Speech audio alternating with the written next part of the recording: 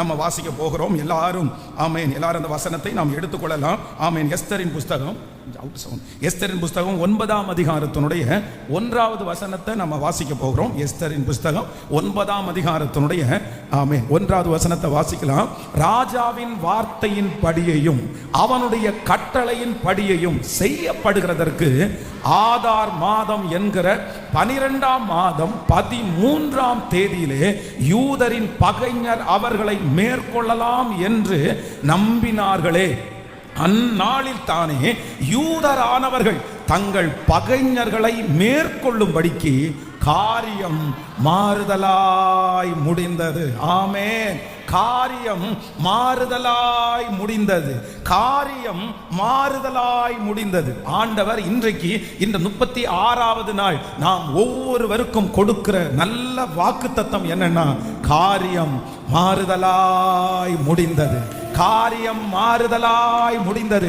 உங்களுடைய என்னுடைய வாழ்க்கையிலே சத்துரு விதைத்திருக்கிற அத்தனை எதிர்மறையான காரியங்களையும் கர்த்தர் மாறுதலாய் முடிய பண்ண போகிறார். உங்களுக்கு விரோதமாய் எழும்பி இருக்கிற ஆயுதங்கள் அது மாறுதலாய் முடிய போகிறது. உங்களுக்கு எதிராய் எழும்பி இருக்கிற அந்த வியாதியினுடைய கொடுமையை கர்த்தர் நீக்கி கர்த்தர் வாக்கு கொடுக்கிறார். காரியம் மாறுதலாய் முடிந்தது. ஆமென். ஆண்டவருடைய பிள்ளைகளே, இந்த இடத்துல மாமான் என்கிற ஒரு துஷ்ட மனிதன் எழும்பி அகாஸ்வேரு ராஜாவின் இடத்துல போய் சொல்றான், இல்ல நம்முடைய தேசத்துல ஒரு வித்தியாசமான கூட்டம் பரம்பி இருக்கிறது, இவங்க ரொம்ப வித்தியாசமானவர்களா இருக்கிறாங்க, இவங்களை நம்ம உயிரோட விட்டுட்டோம் அப்படின்னு சொன்னா நம்முடைய ராஜ பதவிகளுக்கு இல்ல நம்முடைய பிள்ளைகளுக்கு ரொம்ப கஷ்டமாகும், அதனால இவர்கள் எல்லாரையும் நம்ம அழிச்சே ஆகணும்னு சொல்லி ஆமான் என்கிற ஒரு துஷ்ட மனிதன் ராஜாவினிடத்துல போய் ராஜாவுடைய கையெழுத்தினாலே ஒரு நல்ல லெட்டரை எழுதி அதுல கீழே அவருடைய முத்திரையை பதித்து அநேக நபர்களை வச்சு ஒவ்வொரு கிட்டத்தட்ட 127 நாடுகள், அத்தனை நாடுகளுக்கும் இந்த லெட்டர் போய் சேர்ந்தாச்சு. அதுல ஒரு மிகப்பெரிய ஆச்சரியமான ஒன்று என்னன்னா, வேதத்திலே இந்தியா தேசம் என்கிற தேசத்தை குறிப்பிடப்பட்டிருக்கிற ஒரு புத்தகம் இந்த எஸ்தரின் புஸ்தகம். ஆமென். நம்முடைய நாட்டையும் சேர்த்து இந்து தேசம் முதல் எத்தியோப்பியா தேசம் வரைக்கும். அப்போ ஆண்டவருடைய பிள்ளைகளே, இந்த இடத்துல அந்த லெட்டர் எல்லா இடங்களிலும் இப்ப போய் சேர்ந்தாச்சு. டேட் ஃபிக்ஸ் பண்ணி இந்த நாளில் நம்முடைய ஜனங்கள் எல்லாரும் யூத ஜனங்களை வெட்டி நீங்க கொன்றுங்க, யாரையும் நீங்க எதுவுமே பார்க்க வேண்டாம், பிள்ளைகளை நீங்க கொன்றுங்க, அவருடைய உடைமைகளை எல்லாம் கைப்பற்றுங்கன்னு சொல்லி ராஜாவுடைய அரண்மனையிலிருந்து ஒரு கடிதம் எல்லா இடத்துலையும் இப்ப கடந்து போயிருச்சு. அப்ப யூதர்கள் எல்லாம் இந்த லெட்டரை பார்த்த உடனே எல்லாருமே கலங்குறாங்க. நம்ம எங்க போறது, எங்க ஓடுறது, இந்த ஊரை விட்டு தப்பிச்சு போடலாமா, நம்முடைய பிள்ளைகளை எல்லாம் கொல்ல போறாங்க, அந்த எதிரியானவர்கள் எல்லாம் ஆயத்தமா இருக்கிறார்கள். ஆனால் அந்த கடிதம் போய் சேர்ந்த சில நாட்களுக்குள்ளே வேதம் சொல்லுகிறது, அத்தனை பேருடைய கைகளிலேயும் இன்னொரு கடிதம் கடந்து போகிறது. அப்படி அல்ல, அவர்களை யார் எதிர்க்கிறார்களோ அவர்கள் வெட்டுப்படுகிறது போல காரியம் மாறுதலாய் முடிந்தது. நான் நம்புகிறேன் இந்த சத்தத்தை கேட்கிற யாரோ ஒருத்தருடைய இருதயம் பயப்பட்டு கொண்டிருக்கலாம். இப்படி நடந்து விடுமோ, இப்படி நடந்து விடுமோ, இப்படி நடக்கிறது போல எல்லா சூழ்நிலையும் எனக்கு வந்துருச்சு, இப்படிதான் இது நடக்க போகுது, இந்த காரியம் இப்படிதான் முடிய போகுது. எத்தனையோ பேர் உங்களை பார்த்து இதே வார்த்தையை சொல்லலாம், இந்த காரியம் இப்படிதான் முடியும், நிறைய பேருக்கு இப்படிதான் முடிஞ்சிருக்குது. அந்த லெட்டரை பார்த்து நீங்கள் கலங்கி போய் வந்திருக்கலாம், அந்த ரிசல்ட்டை பார்த்து நீங்கள் கலங்கி போய் இருக்கலாம். ஆனால் ஆண்டவர் வாக்கு கொடுக்கிறார், இந்த 100 நாட்கள் ஜெபத்தை கர்த்தர் வைத்ததுக்கு ஒரு நோக்கம் உண்டு. காரியம் மாறுதலாய் முடியும். அந்த காரியம் மாறுதலாய் முடியும். அந்த பத்திரத்தில் எழுதப்பட்டிருக்கிற அந்த காரியம் மாறுதலாய் முடியும். அவர்கள் கொடுத்த அந்த நாளிலே, அந்த டேட்டில் அந்த காரியம் மாறுதலாய் முடியும். அந்த ரிசல்ட் மாறுதலாய் முடியும். அந்த பிரச்சனை மாறுதலாய் முடியும். கரங்களை தட்டி ஆமோதிக்கிற ஒவ்வொரு பிள்ளைகளுக்கும் அது சாதகமாய் முடியும் என்று கர்த்தர் வாக்கு கொடுக்கிறார்.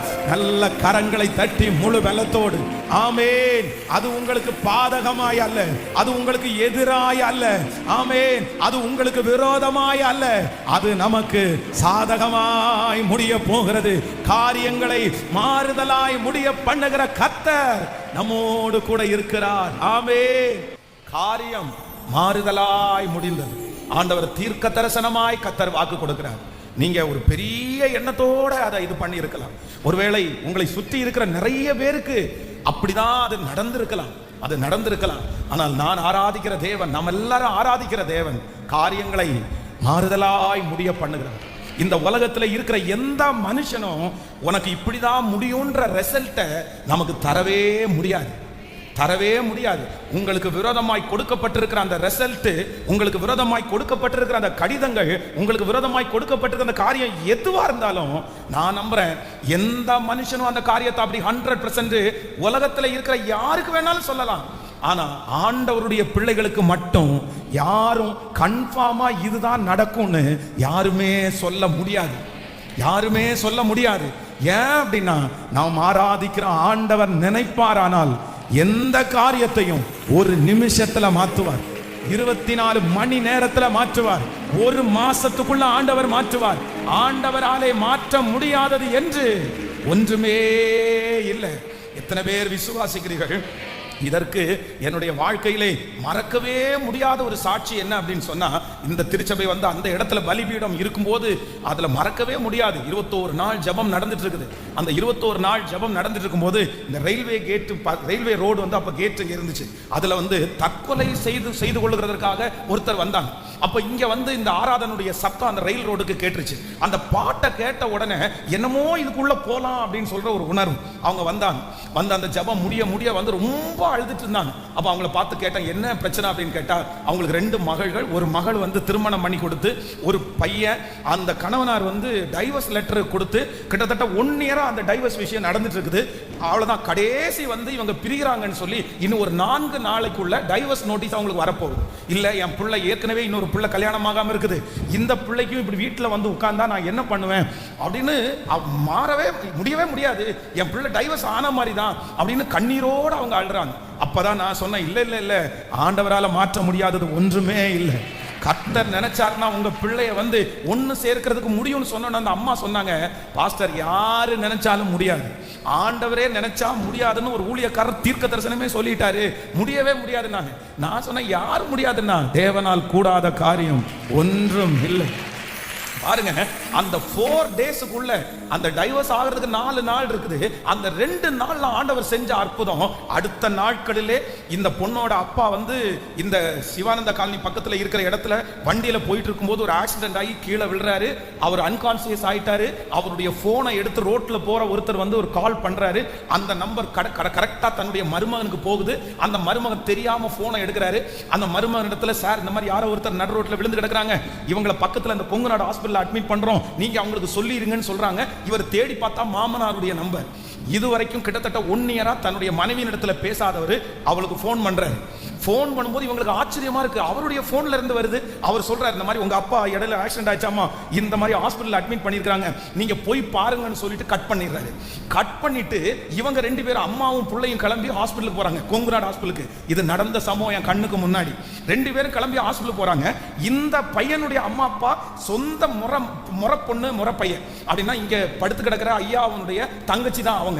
இவங்க என்ன சொல்றாங்கன்னா, என்னதான் இருந்தாலும் என் ரத்த சம்பந்தமான உறவு, நான் போய் பார்க்கலன்னா நல்லா இருக்குது, இவ்வளவு கேள்விப்பட்டதுக்கு அப்புறம் எப்படி போகாம இருக்கிறது அப்படின்னு சொல்லிட்டு அவங்க அம்மா அப்பா 2 பேரும் கிளம்பி ஹாஸ்பிட்டலுக்கு வரும்போது வண்டி ஓட்டுறதுக்கு ஆள் இல்லை. உடனே தன்னுடைய பையனை பார்த்து சொல்றாங்க, ஒன்னும் இல்லப்பா, எங்களை கொண்டு வந்தா அந்த ஹாஸ்பிட்டல் வாசல்ல மட்டும் நீ இறக்கி விட்டுட்டு போயிருப்பா அப்படின்னு சொன்ன உடனே இந்த பையன் கார் ஓட்டிட்டு வரான். ஹாஸ்பிட்டல் வாசல்ல கொண்டு வந்து அவங்கள நிப்பாட்டின உடனே அந்த அப்பா சொல்றாரு, ஏப்பா அவ்வளவு தூரத்துல இருந்து ஹாஸ்பிட்டல் வாசல் வரைக்கும் வந்துட்டேல்லப்பா, அந்த மனுஷன் செத்துக்கிட்டு போயிட்டாரு அப்படின்னு சொன்னா நல்லா இருக்காதுப்பா, ஒரு எட்டு உள்ள வந்து பார்த்துட்டு மட்டும் போயேன் அப்படின்னு சொன்ன உடனே அப்பா அவனுடைய பேச்சை தட்டாம அந்த பையன் ஹாஸ்பிட்டலுக்குள்ள ஐசியூல வர்றான். இந்த பையன் அம்மா அப்பா ஐசியூக்குள்ள வர்றாங்க. அந்த அப்பா ஐசியூல இருக்கிறாரு, அந்த பொண்ணு அவங்க அம்மா இருக்கிறாங்க. இவங்க 2 பேரும் 1 வருடம் தாண்டி கணவன் மனைவி 2 பேரும் ஒன்னா பாக்குறாங்க. பார்த்த உடனே என்னன்னே தெரியல, இந்த பொண்ணு அழுது அவருக்கு ஒரு இரக்கம் வந்துருச்சு. அவ்வளவுதான், அந்த ஹாஸ்பிட்டல்லையே 2 பேரும் கை கோர்த்து நம்ம இனி ஏன் பிரியணும்னு நினைச்சு அந்த டைவர்ஸ் நோட்டீஸை கிழிச்சு போட்டுட்டு ரெண்டு பேரும் ஒன்றாகி இன்றைக்கு அவங்க ஈரோடுல ரெண்டு பேரும் ஃபேமிலியா இருக்கிறாங்க. ஒரு குழந்தைக்கு ஆண்டவர் 2 குழந்தை கொடுத்து அந்த ஃபேமிலியை கர்த்தர் சந்தோஷமா வச்சிருக்கிறாரு. நான் நம்புறேன் இந்த சத்தத்தை கேட்கிற அன்பு ஆண்டவருடைய பிள்ளைகளே, கர்த்தர் வாக்கு கொடுக்கிறார், உன் காரியங்களை மாறுதலாய் நான் முடிய பண்ணுவேன். அவர்கள் சொன்ன சாபத்தை ஆண்டவர் மாறுதலாய் முடிய பண்ணுவார். உங்களுக்கு விரோதமாய் எழும்பி இருக்கிற அந்த மனிதனை கர்த்தர் மாறுதலாய் முடிய பண்ணுவார். என் தேவனாகிய கர்த்தர் காரியங்களை மாறுதலாய் முடிய பண்ணுகிறவர். ஹல்லேலூயா. தானியேலை குறித்து வேதத்துல வாசிக்கும் போது ரொம்ப அழகாய் ஆண்டவர் ரொம்ப அழகா ஒரு வாக்குத்தத்தத்தை கர்த்தர் தராரு. தானியேலை இந்த நாளிலே சிங்கக்கபியில போடணும்னு சொல்லி ஆமென் ஒரு கட்டளை புறப்படுகிறது. அது ராஜாவுக்கு அப்ப தெரியல, கொஞ்ச நாள் தாண்டி தான் தெரியுது. அப்போ ராஜா அந்த காரியத்தை சொல்றாரு, இந்த மாதிரி உன்னை சிங்கக்கபியில போடுறோன்னு தெரியலப்பா, தெரிஞ்சிருந்தா கண்டிப்பா நான் சைன் போட்டிருக்க மாட்டேன், ஆனா நான் போட்ட சைனை என்னாலே மாற்றவே முடியாது அப்படின்னு அவங்க ராஜா சொல்றாரு. ஆனா வேதம் சொல்லுது, ராஜாவுடைய சைனை ராஜா தான் மாற்ற முடியாது, ராஜாவுடைய சைனை சுத்தி இருக்கிறவங்க தான் மாற்ற முடியாது. ஆனா பரலோக ராஜாவால தாவீது தானியேலுக்கு விரோதமா இருக்கிற அந்த கையெழுத்தை பரலோகத்தின் ராஜா மாற்றி காரியங்களை மாறுதலாய் முடிய பண்ணினார். நல்ல விசுவாசத்தோட கரங்களை தட்டி, மாற்ற முடியாத டாக்டர்களால் மாற்ற முடியாத கையெழுத்தை ரிசல்ட்டை என் தேவன் எனக்காக மாற்ற வல்லவர். காரியங்களை மாறுதலாய் முடிய பண்ணுகிற கர்த்தர் நல்லவர். அவராலே மாற்ற முடியாத காரியம் என்று ஒன்றுமே இல்லை. ஹல்லேலூயா. 2 கரங்களை மேல உயர்த்தி ஒரு 10 டைம் ஆவது இந்த வாக்குத்தத்த வசனத்தை திரும்ப திரும்ப சொல்ல போகிறோம். உன் பிள்ளைக்கு கல்யாணம் ஆகாதுன்னு சொன்னாங்கல்ல, அவங்க கண்ணுக்கு முன்னாடி ராஜா வீட்டு கல்யாணம் போல கர்த்தர் அதை நடத்தி காமிக்க போறாரு. உனக்கு குழந்தை பாக்கியம் கிடைக்காதுன்னு சொன்னாங்கல்ல, அவங்க கண்ணுக்கு முன்னாடி உங்களுக்கு ஒரு பிள்ளை அல்ல, கர்த்தர் பிள்ளைகளை கொடுத்து உங்களை ஆசீர்வதிக்க போறாரு. இந்த கடன்ல இருந்து இவன் வெளியே வரமாட்டான் அப்படின்னு சொன்னாங்கல்ல, அவங்க முன்னாடி நீங்க கடன் கொடுக்கிறவர்களாய் கர்த்தர் உங்க கையை ஆசீர்வதிக்கிறதுக்கு கர்த்தர் வல்லவராய் இருக்கிறார். உன் பிள்ளை எங்க போனாலும் உருப்படாதுன்னு சொன்னாங்கல்ல, அவங்க கண்ணுக்கு முன்னாடி உங்க பிள்ளைய ராஜாவா ராஜாத்தியா கர்த்தர் அபிஷேகம் பண்ணுகிறதற்கு கர்த்தர் வல்லவரா இருக்கிறார். இந்த படுக்கையில கிடக்கிற வியாதியில கிடக்கிற இவன் எழும்ப மாட்டான்னு சொன்னாங்கல்ல, அவங்க அத்தனை பேருடைய கண்ணுக்கு முன்னாடியும் கர்த்தர் உங்களை பலப்படுத்தி உங்கள் சகல நோய்களில் இருந்தும் கர்த்தர் உங்களை விடுதலை ஆக்கி ஆமென் சாட்சியாய் நிறுத்துகிற தேவன். காரியங்களை மாறுதலாய் முடிய பண்ணுகிறவர். ஹல்லேலூயா. காரியங்களை மாறுதலாய் முடிய பண்ணுகிறவர். காரியங்களை மாறுதலாய் முடிய பண்ணுகிறவர். காரியங்களை மாறுதலாய் முடிய பண்ணுகிறவர். நான் ஆராதிக்கிற தேவன் எப்பேற்பட்ட காரியத்தை மாறுதலாய் மாறுதலாய் அதை தலைகீழாய் மாற்றுவதற்கு கர்த்தர் வல்லவர். ராஜாக்களை தள்ளி ராஜாக்களை ஏற்படுத்துகிற கர்த்தர். எத்தனை பேர் விசுவாசிக்கிறீர்கள்? உங்க முழங்கால் எப்படிப்பட்ட மனிதனையும் மாற்றும், எப்படிப்பட்ட சட்டத்தையும் மாற்றும். ஹல்லேலூயா. மதமாற்ற தடை சட்டம் என்கிற ஒரு தடை சட்டம் தமிழ்நாட்டில் போடப்படும் போது அநேகர் கொடுத்த பேட்டி என்ன தெரியுமா? இனி கிறிஸ்தவமே இருக்காது, இனி திருச்சபைகளே இருக்காது, இனி யாருமே கிறிஸ்தவத்துக்குள்ள வரவே மாட்டாங்க அப்படின்னு நிறைய பேர் பேட்டி கொடுத்தாங்க. ஆனா ஒரு பெரிய உண்மை என்ன தெரியுமா? எந்த மதை மாற்ற சட்டம் எந்த வருஷம் போடப்பட்டுச்சோ அந்த வருஷம் தான் ரட்சிக்கப்பட்ட ஜனம் அதிகம், அந்த வருஷம் தான் ஞான ஸ்நானம் எடுத்தவர்கள் அதிகம். ஹல்லேலூயா. அந்த சட்டம் பிறப்பிக்கப்பட்ட உடனே எத்தனையோ தேவ பிள்ளைகள் பரிசுத்தவான்கள் முழங்கால் படிட்டு ஜெபம் பண்ணாங்க. ஒரு சட்டம் ஏற்றப்பட்டால் அதை மாற்றவே முடியாதுன்னு சொன்னாங்க. ஆனால் யாரால் அந்த சட்டம் ஏற்றப்பட்டதோ அவர்களாலே அந்த சட்டம் மாற்றி அமைக்கப்பட்டது. நம்முடைய தேவன் அவ்வளவு பெரிய தேவன். நம்முடைய கண்களுக்கு முன்பாகவே அது நடக்கிறது. கர்த்தர் எப்படி நம்மளை விடுவாரு? ஆண்டவர் எப்படி உங்களை கர்த்தர் கை விடுவாரு? ஆண்டவர் இன்னைக்கு தெளிவாய் கர்த்தர் வாக்கு கொடுக்கிறார். காரியங்களை நான் மாறுதலாய் முடிய பண்ணுவேன். உங்க பிள்ளைகளுடைய காரியங்கள் மாறுதலாய் முடியும். நீங்க இந்த வசனத்தை ரொம்ப அறிக்கை செய்யுங்க. முடிஞ்ச வரைக்கும் ஒரு 1000 டைம், ஒரு 1000 டைம் ஆகுது. ஆண்டவரே, இந்த வாக்குத்தத்தத்தை நீங்க தந்திருக்கிறீங்க, என் லைஃப் காரியம் மாறுதலா முடியணும், எனக்கு விரோதமாய் சொல்லப்பட்ட எல்லாம் மாறுதலாய் முடியணும். ஆண்டவர் மாற்றி அமைக்கிறதற்கு கர்த்தர் வல்லவராய் இருக்கிறார். அதே போல இந்த எஸ்தரின் புஸ்தகத்துல பரிசுத்த ஆவியானுடைய 7 விதமான ஊழியங்களை குறித்து இன்றைக்கு நம்ம தியானிக்க போறோம். அந்த 7 விதமான ஊழியத்தையும் ஆண்டவர் நம்முடைய வாழ்க்கையிலே செய்வார். நான் உங்களுக்கு சொன்னது போல ஃபர்ஸ்ட் நம்பர் 1, முதலாவதாக எஸ்தர் அப்படின்றது மணவாட்டி. அகைன் அகாஸ்வேரு ராஜா என்கிறது இயேசு கிறிஸ்துவுக்கு அடையாளம். நம்பர் 3 முருதகாய் என்கிறது பரிசுத்த ஆவியானவருக்கு நிழலாட்டம் அடையாளம். அதே போல ஆமான் என்கிறது பிசாசுக்கு அடையாளமா இருக்குது. இப்போ முருதகாய் என்கிற இந்த மனுஷன் எந்தெந்த ஊழியத்தை எஸ்தருக்கு செய்தானோ அதே போல பரிசுத்த ஆவியானவர் நமக்கு அந்த ஊழியத்தை கர்த்தர் கிருபையாய் கர்த்தர் செய்ய போகிறார். நம்பர் 1, முதலாவதாக எடுத்து வாசிக்கலாம். ஃபர்ஸ்ட் ஒரு வசனத்தை வாசிக்கலாம். நம்ம எஸ்தரின் புஸ்தகத்தினுடைய ஆமென் 2ஆம் அதிகாரத்தினுடைய 7வது வசனத்தை வாசிக்கலாமா?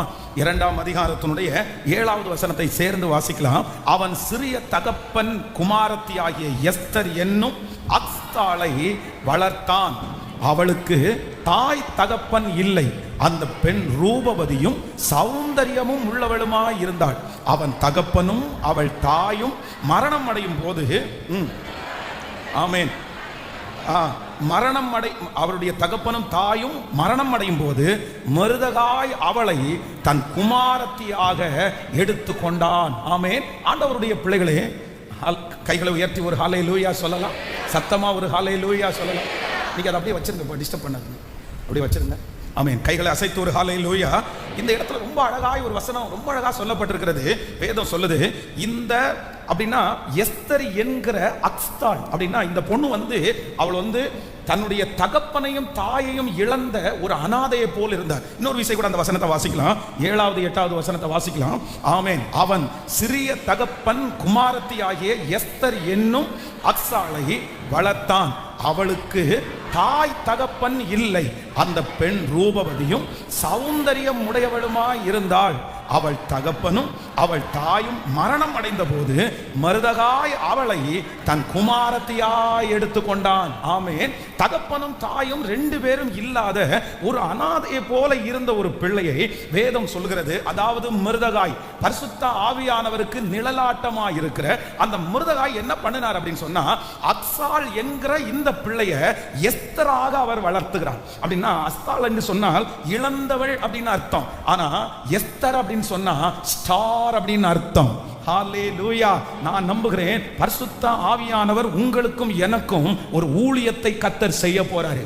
என்ன ஊழியத்தை செய்ய போறாருன்னா, உங்களையும் என்னையும் கர்த்தர் ஸ்டாரா ஆண்டவர் வளர்த்த போகிறார். கர்த்தர் வளர்த்த போகிறார். மொர்தெகாய் எப்படி எஸ்தரை ஒரு ஸ்டாரை போல வளர்த்தினாரோ, தன் தகப்பனை இழந்த சோகம் மறக்கிற அளவிற்கு, தன் தாய் இல்லை என்கிற அந்த உணர்வே இல்லாத அளவிற்கு தாயாய் தகப்பனாய் இருந்து செல்லமாய் அழகாய் ரூபவதியாய் எப்படி அந்த மொர்தெகாய் அந்த பிள்ளையை தன்னுடைய மகளாய் ஏற்றுக்கொண்டு தன்னுடைய பிள்ளையாய் ஏற்றுக்கொண்டு எப்படி அந்த மொர்தெகாய் வளர்த்தாரோ, ஆவியானவர் நமக்கு வாக்கு கொடுக்கிறார். இந்த 100 days ஜெபத்தை கர்த்தர் எதற்காக நியமித்திருக்கிறார் என்றால், உங்களையும் என்னையும் கர்த்தர் வளர்க்க போகிறார். உங்க குடும்பத்தை கர்த்தர் வளர்க்க போகிறார். நம்முடைய பிள்ளைகளை ஆண்டவர் வளர்க்க போகிறார். நம்முடைய ஊழியத்தை கர்த்தர் வளர்க்க போகிறார். உங்களுடைய வருமானத்தை ஆண்டவர் வளர்க்க போகிறார். நான் நம்புகிறேன் பரிசுத்த ஆவியானவர் ஒரு பெரிய ஊழியத்தை கர்த்தர் செய்ய போகிறார். நானே உன்னை வளர்ப்பேன், நானே உன்னை வளர்ப்பேன். இதுவரையிலையும் ஒரு வளர்ச்சியையும் பார்க்காத நீங்கள் இந்த ஜெபத்திற்கு பிற்பாடு ஒரு வளர்ச்சியை பார்ப்பீர்கள். கர்த்தர் வளர்த்துகிறதை பார்ப்பீர்கள். ஆண்டவர் எத்தனை பேருக்கு விதை விதைக்கப்பட்டிருக்கிறதோ இந்த ஜெபம் அவர்களை மீண்டும் வளர்த்தும் என்று கர்த்தர் வாக்கு கொடுக்கிறார். ஹல்லேலூயா. பரிசுத்த ஆவியானவர் செய்ய போகிற இந்த முதல் ஊழியத்திற்காக எல்லாரும் ஜெபிக்க போறோம். ஆண்டவர் என்ன பண்ண போறாருன்னா, கர்த்தர் வளர்த்த போகிறார். ஆண்டவர் ஆமென். எத்தனை பேர் ஆமோதிக்கிறீர்கள்? இனி நீங்கள் உங்களுடைய குடும்பத்தாரை விட வேகமாய் வளரப் போகிறீர்கள். உங்களோடு சேர்ந்து நடப்பட்ட நிறைய பேர் வளர்ந்திருக்கலாம், கனி கொடுக்கலாம். ஆனா நீங்க இன்னும் ஒரு நாள் கூட வளராமல் இருக்கலாம். ஆனா கர்த்தர் வாக்கு கொடுக்கிறார், பரிசுத்த ஆவியானவர் ஒரு ஊழியத்தை கையில எடுக்க போறாரு. உங்களை ஆண்டவர் ஸ்டாரா கர்த்தர் வளர்த்த போகிறார். கையை உயர்த்தி ஜெபம் பண்ண ஆரம்பிக்க பார்க்கலாம். பரிசுத்த ஆவியானவரே சொல்லுங்க, முழு பலத்தோடு முழு பலத்தோடு நன்றி நன்றி நன்றி நன்றி. ஆண்டவர் உங்களை வளர்த்துவேன் என்று கர்த்தர் வாக்கு கொடுக்கிறார். கர்த்தர் எல்லாரையும் வளர்த்த போகிறார். சத்தத்தை உயர்த்தி நீங்க ஜெபம் பண்ணுங்க. பரிசுத்த ஆவியானவரே, இந்த ஊழியத்தை இப்பொழுது செய்யும்படியாய் என்னை நான் ஒப்பு கொடுக்கிறேன், என்னை ஒப்பு கொடுக்கிறேன் முழு பலத்தோடு. நன்றி அப்பா, நன்றி அப்பா.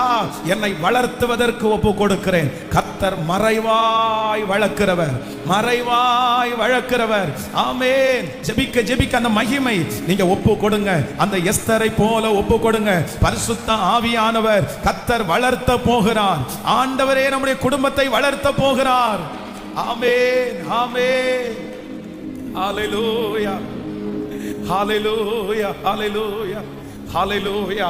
ஆமென். ஒரு பெரிய நோக்கத்திற்காக, ஒரு மிகப்பெரிய ஆளுகையை எஸ்தருடைய கையிலே கொடுக்கும்படியாக இந்த மொர்தெகாய் என்ன பண்றாருன்னா, தன்னுடைய சொந்த குமாரத்தியாக எடுத்து இந்த அக்ஸ்தாளை எஸ்தராக அவர் கிருபையாய் வளர்க்கிறார். ஆமென். அந்த ஊழியத்தை ஆண்டவர் செய்ய போறாரு. நீங்க இந்த பகுதியை இந்த பாயிண்ட்ஸ், இந்த 7ஐயும் நீங்க எழுதி வச்சு நீங்க ஜெபம் பண்ணணும்.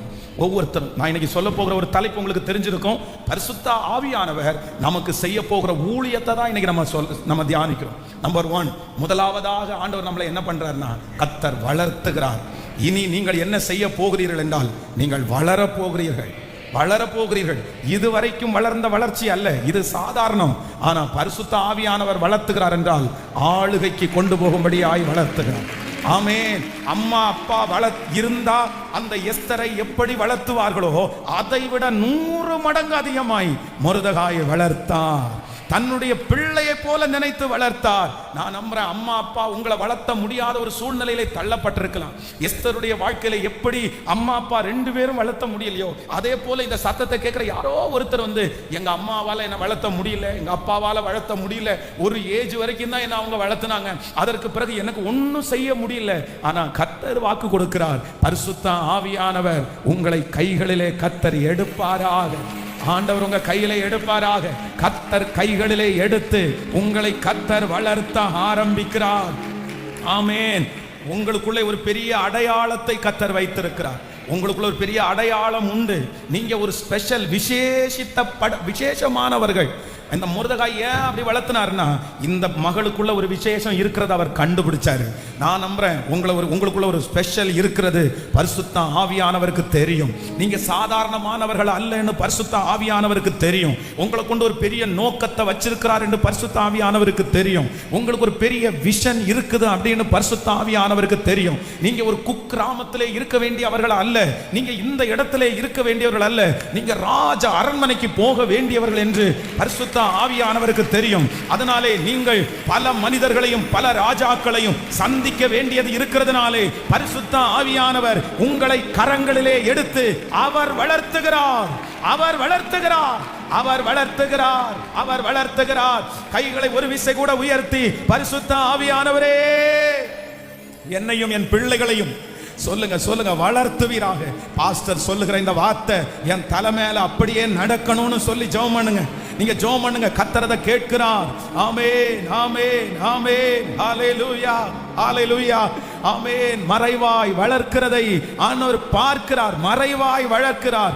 ஆமென். என் வழியை நான் கர்த்தருக்கு ஒப்புவிப்பேன், என் காரியங்களை அவரே வாய்க்க பண்ணுவார். ஆமென், ஆமென். பரிசுத்த ஆவியானவர் முதல் நமக்குள்ளே செய்கிற ஃபர்ஸ்ட் ஊழியம் என்ன அப்படின்னு சொன்னா, ஆமென், தன்னுடைய தகப்பனாரும் தாயாரும் இறந்த ஒரு பிள்ளையை எடுத்து, அக்சால் என்கிற ஒரு பெண்ணை எடுத்து எஸ்தராக அவர் ஸ்டாரா அவர் வளர்த்துகிறார். நம்ம கேட்க வேண்டியது ஒண்ணு அப்படிதான், பரிசுத்த ஆவியானவரே, பரிசுத்த ஆவியானவரே எனக்குள்ள என்ன பண்ணுங்க அப்படின்னு சொன்னா, வளர்த்துங்க. அது வளர்த்தும் போது சாதாரணமான நோக்கத்திற்காக வளர்த்தல, வளர்த்தும் போதே அவர் எப்படி வளர்த்துறாரு அப்படின்னு சொன்னா, இது என்னுடைய சகோதரனுடைய பிள்ளை தானே அப்படின்னு நினைச்சு வளர்த்தல, இவளை வளர்த்து நம்ம என்ன பண்ண போறோம் அப்படின்னு நினைச்சும் வளர்த்தல, அவரை சொந்த பிள்ளையா எடுத்து ஒரு பெரிய நோக்கத்திற்காக, நீ பெரிய இடத்துல இருக்க போற, உன் மேல ஒரு பெரிய தரிசனம் இருக்குது. இந்த 100 நாட்களும் கர்த்தர் இந்த ஜெபம் எதற்காக வைக்கிறார் அப்படின்னு சொன்னா, நமக்கே தெரியாம ஆண்டவர் நம்மளை வளர்த்துகிறார், வளர்த்துகிறார். இந்த 100 டேஸும் இந்த ஊழியம் நடக்குது அப்படின்னா, இந்த வார்த்தைகள் கடந்து வருது அப்படின்னு சொன்னா, இந்த 36 நாட்களும் ஆண்டவர் நம்மளை என்ன பண்ணியிருக்கிறாருன்னா, வசனத்தை போட்டு போட்டு நம்மளை என்ன பண்ணியிருக்கிறாருன்னா, கர்த்தர் வளர்த்து இருக்கிறார். நம்மளை ஆராதிக்க வச்சு ஆண்டவர் வளர்த்திருக்கிறார். நான் நம்புகிறேன் இதற்கு பிறகு ஆவிக்குரிய வாழ்க்கையில் நீங்க ஒரு வளர்ச்சியை பார்ப்பீங்க. ஆண்டவர் பெரிய நோக்கத்திற்காக உங்களை வளர்த்துகிறார் என்கிறத நீங்க சீக்கிரமாய் புரிந்து கொள்வீர்கள். வாலிப தம்பி, ஒரு பெரிய நோக்கத்திற்காக பரிசுத்த ஆவியானவர் உன்னை வளர்த்துறாரு. வாலிப தங்கச்சி, ஆண்டவர் உன்னை பெரிய நோக்கத்திற்காக ஆண்டவர் உன்னை வளர்த்துறாரு. நீ பரிசுத்த ஆவியானுடைய கைக்குள்ள அடங்கிரு. பரிசுத்த ஆவியானுடைய கையில உன் வாழ்க்கையை ஒப்புக்கொடு. பரிசுத்த ஆவியானவரை முக்கியத்துவப்படுத்து. பரிசுத்த ஆவியானவரே எனக்குள்ள வாங்கன்னு கேளு. நீ அவர்கிட்ட பேசிட்டே இரு. அவர் என்ன பண்ணுவார் அப்படின்னு சொன்னா, சாதாரணமான ஒன்னை எடுத்து ராஜாக்களோட உட்கார வைக்கிற அளவிற்கு அவர் வளர்த்துகிறவர். ஆமென். என் அம்மா அப்பா எனக்கு சோறு கொடுத்து தான் வளர்த்துனாங்க. எங்க அம்மா அப்பா எனக்கு கஞ்சி தண்ணி கொடுத்து வளர்த்துனாங்க. எங்க அம்மா அப்பா எனக்கு ஏதோ சாப்பாடெல்லாம் கொடுத்து வளர்த்துனாங்க. ஆனா ஆவியானவர் என்ன வளர்த்தினாரு பாருங்க. அந்த வளர்ப்பு வேற யாரும் என்ன வளர்த்த முடியாது. நான் நம்புறேன், ஏசப்பா உங்களை ஒரு டோனில் கத்தர் வளர்த்துவாரு. அந்த வளர்ப்பு வேற யாரும் உங்களை வளர்த்த முடியாது. அது அவர் தான் அதை செய்வார். நம்பர் 2, இரண்டாவதாக பரிசுத்த ஆவியானவர் அப்படின்னா இந்த மொர்தெகாய் செய்த இரண்டாவது ஊழியத்தை குறித்து நம்ம வாசிக்க போறோம். ஆமென். 2வது அதிகாரத்தினுடைய 20வது வசனத்தை வாசிக்கலாமா? 20வது வசனத்தையும். ஆமென். எஸ்தர் மொர்தெகாயை தனக்கு கற்பித்திருந்தபடி தன் பூர்வத்தையும் தன் குலத்தையும் தெரிவிக்காதிருந்தாள். எஸ்தர் மொர்தெகாய் இடத்திலே வளரும் போது அவன் சொற்கேட்டு நடந்தது போல இப்போதும் அவன் சொற்கேட்டு நடந்து வந்தாள். நீங்கள் 10வது வசனத்தை கூட வாசிக்கலாம். 2ஆம் அதிகாரத்தினுடைய 10வது வசனத்தை வாசிக்கலாமா? 10வது வசனத்தை, எஸ்தரோ வென்றால் தன் குலத்தையும் தன் பூர்வத்தரத்தையும் குறித்து அறிவிக்காதிருந்தாள். மொர்தெகாய் அதை தெரிவிக்க வேண்டாம் என்று அவளுக்கு கற்பித்திருந்தான். கவனிங்க ஆண்டவருடைய பிள்ளைகளே, இரண்டாவதாக இப்போ என்ன நடக்குது அப்படின்னு சொன்னா, இந்த எஸ்தர் ராஜாவினுடைய இடத்துக்கு போயிட்டாங்க. இப்போ ராஜாவினுடைய இடத்துல ஒரு மிகப்பெரிய ப்ராப்ளம் நடந்துட்டு இருக்குது. அப்படின்னா பிசாசு அப்படின்னு சொன்னா, இந்த ஆமான் என்கிற துஷ்ட மனுஷன் போய் என்ன சொல்றான்னா, இந்த மாதிரி ஒரு கிரவுட் இருக்குது, அவங்க யூத குலத்தை சேர்ந்தவங்க, இந்த யூத குலத்தை சேர்ந்தவங்க எல்லாம் இங்க ஆளுகை செஞ்சுட்டு இருக்காங்கன்னு இவர்களை குறித்து ஒரு தப்பான செய்தியை இப்ப அரண்மனையில இந்த பிசாசு பரப்பி விட்டுட்டான். இப்போ இந்த அரண்மனையில இந்த யூதர்கள் எல்லாம் இந்த நாளில இந்த டேட்ல மரணம் அடையணும்னு ஒரு லெட்டர் போயிருக்குது. எஸ்தரும் எந்த குலத்தை சேர்ந்தவள் சொல்லுங்க? யூத குலத்தை சேர்ந்தவள். அப்போ யூத குலத்தை சேர்ந்த எல்லாருமே சாகணும்னு எழுதப்பட்டிருக்கிற லெட்டர் யாருக்கும் சொந்தம்? இப்போ எஸ்தருக்கும் சொந்தம். அப்போ சாகணும்னா யாரைதான் கொல்லணும்? எஸ்தரையும் கொண்டுதான் ஆகணும். எஸ்தரும் மடிஞ்சுதான் ஆகணும். ஏன்னா லெட்டர் போடப்பட்டுச்சு இல்ல, லெட்டர்ல சைன் போடப்பட்டிருக்குல்ல. இப்போ இந்த இடத்துல என்ன பண்ணணும் அப்படின்னு சொன்னா, தான் யூத குலம் என்கிறத அவங்க வெளியே தெரிவிக்க கூடாது. அப்போ மொர்தெகாய் தன்னுடைய வீட்டுல வளரும் போது எஸ்தரை பார்த்து என்ன சொல்லியிருந்தார் அப்படின்னு சொன்னா, இத பாரு, நீ எங்க போனாலும் நீ யாரு அப்படின்ற ரகசியத்தை நீ யார்கிட்டையும் என்ன பண்ண வேண்டாம், நீ சொல்லாத அப்படின்னா. பரிசுத்த ஆவியானவர் இரண்டாவது நமக்கு செய்கிற இரண்டாவது ஊழியம் என்ன அப்படின்னு சொன்னா, அவர் நமக்கு கற்றுக் கொடுக்கிறார்.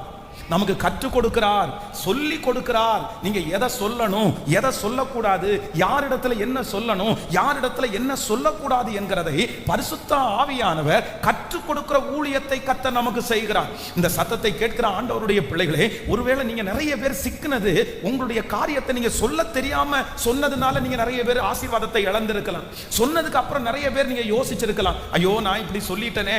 இந்த உலகத்திலேயே மிக கவனமான ஒரு வாழ்க்கை வாழ்றவங்க என்ன பண்றதுன்னா, சில காரியத்தை நம்ம மறைக்க வேண்டியது இருக்குது. சில காரியத்தை நம்ம வெளியே சொல்லவே கூடாது. சில காரியத்தை மட்டும்தான் சொல்லணும். இத குறிச்ச ஒரு ஞானம் ஒரு தேவனுடைய பிள்ளைக்கு ரொம்ப அவசியமான ஒன்று. சிம்சோனை குறித்து வேதம் சொல்லுது, சிம்சோனுடைய மகாபலம் எதிலே உண்டாயிருக்குதுன்னு யாருக்குமே என்ன பண்ணக்கூடாது, சொல்லக்கூடாது. அதுதான் ரூல்ஸ். ஆனா என்றைக்கு தன்னுடைய இருதயத்தில் இருக்கிற இல்லைனா தன்னுடைய பலன் எதிலே இருக்கிற என்கிற ரகசியத்தை என்னைக்கு சொன்னானோ அன்னைக்கே அவனுடைய வாழ்க்கையில வந்துச்சு. அவ்வளவுதான், எல்லாத்தையும் இழந்துட்டான். நீங்க எசேக்கியா ராஜாவை வேதத்துல வாசிச்சு பாருங்க. ஆண்டவர் அவனுடைய வாழ்க்கையில நிறைய அந்த அரண்மனையில இருக்கிற நிறைய ஆசீர்வாதத்தை இழந்துட்டான். காரணம் என்ன அப்படின்னு சொன்னா, அந்நிய நாட்டு ராஜா தன்னுடைய ராஜ்யத்துக்குள்ள வரும்போது அவருக்கு காமிச்சு கொடுக்க வேண்டாதது எல்லாத்தையும் காமிச்சுட்டான். திறந்து காமிச்சதுனால அந்த ராஜா எல்லாத்தையுமே புடுங்கிட்டு போயிட்டான். அப்போ நம்முடைய வாழ்க்கையிலே தேவையான ஒரு ரொம்ப ஞானம் என்ன அப்படின்னு சொன்னா, சில காரியத்தை நம்ம மறைக்கணும். எல்லா காரியத்தையும் எல்லா இடத்துலையும் சொல்ல முடியாது. ஆனா இந்த இடத்துல மொர்தெகாயினுடைய ஊழியம் என்ன அப்படின்னு சொன்னா, தன்னுடைய எஸ்தர் இடத்துல என்ன பண்றான்னா சொல்லி கொடுக்கிறான். கற்பிச்சு கொடுக்கிறான். மகளே, நீ ரொம்ப கீழ்ப்படிதலாயிரு, நீ இப்படி பண்ணாத. இந்த வார்த்தையை இந்த எஸ்தர் வந்து இந்த மொர்தெகாயின் இடத்துல இருக்கிற அந்த நேரம் மட்டும் இல்ல, எங்க வரைக்கும் கடைபிடிச்சாங்களாமா சொல்லுங்க. இப்ப ராணி ஆயிட்டாங்க, 127 நாடுகளுக்கு ராணி ஆயிட்டாங்க. இனி போய் மொர்தெகாயினுடைய வார்த்தைக்கு எதுக்கு கீழ்ப்படியணும்? ஏன் எனக்கு ஞானம் வரலையா, எனக்கு தெரியாதா அப்படின்னு சொல்லல.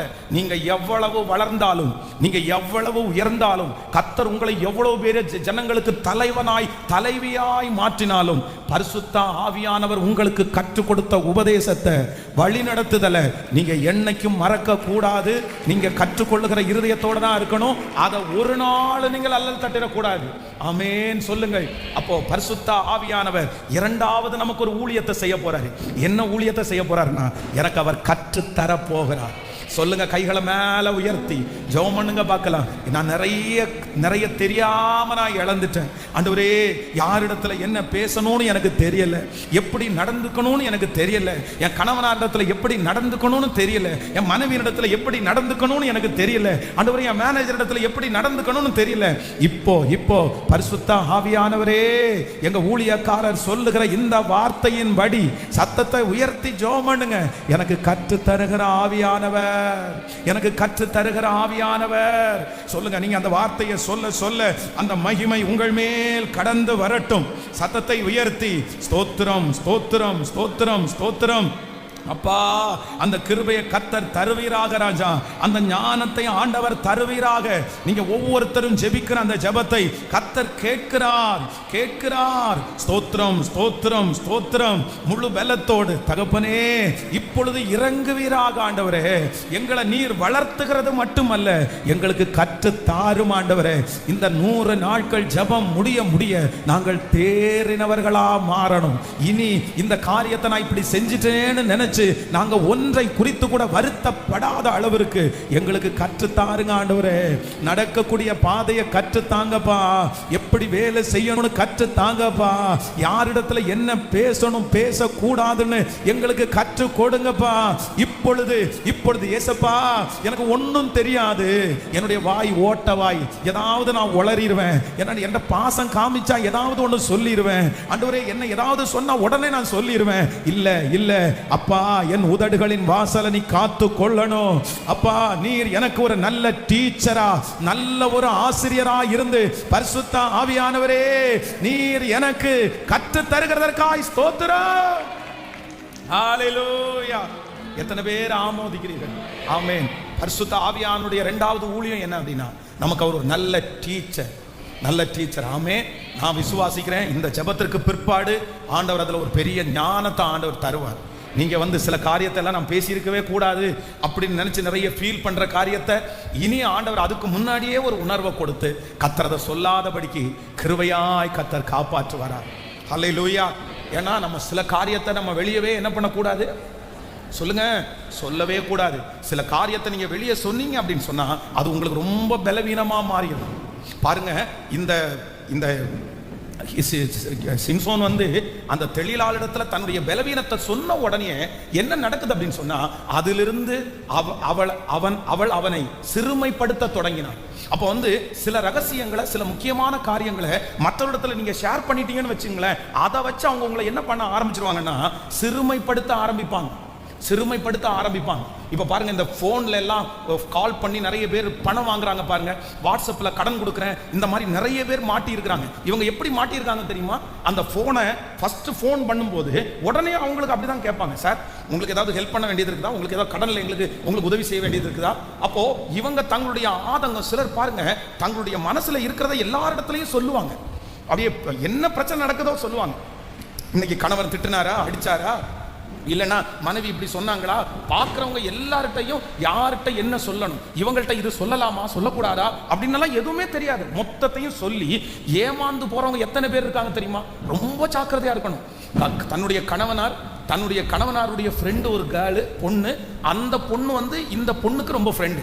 அப்போ அந்த பொண்ணுகிட்ட போய் தான் வந்து காலேஜ் படிக்கும்போது தான் வேலை பார்க்குற இடத்துல அந்த பொண்ணு வந்து யாரை லவ் பண்ணாங்க, யாரோட எல்லாம் பேசிட்டு இருந்தாங்க அப்படின்றத அந்த ஃப்ரெண்டுகிட்ட சொல்லி, அந்த ஃப்ரெண்டு போய் உன் மனைவி இப்படியாமா, அவங்க வந்து காலேஜ் படிக்கும்போது இப்படியெல்லாம் இருந்திருக்காங்க, வேலை செய்யும் போது இப்படியெல்லாம் பேசிட்டு இருந்திருக்காங்கன்னு சொல்லி இந்த நியூஸை கேள்விப்பட்டு அந்த பையன் வந்து நீ இவ்வளவு மோசமா இருந்திருக்க, நீ எனக்கு வேண்டாம், உன்னை பற்றி எல்லாமே எனக்கு சொல்லிட்டா அப்படின்னு பிரிஞ்சு போன குடும்பத்தை வந்து நான் பார்த்துருக்கிறேன். அப்போ வந்து ரொம்ப ஜாக்கிரதையா இருக்கணும். இது யார் தான் நமக்கு கற்றுக் கொடுக்கணும்னா பரிசுத்த ஆவியானவர் நமக்கு கற்றுக் கொடுக்கணும்.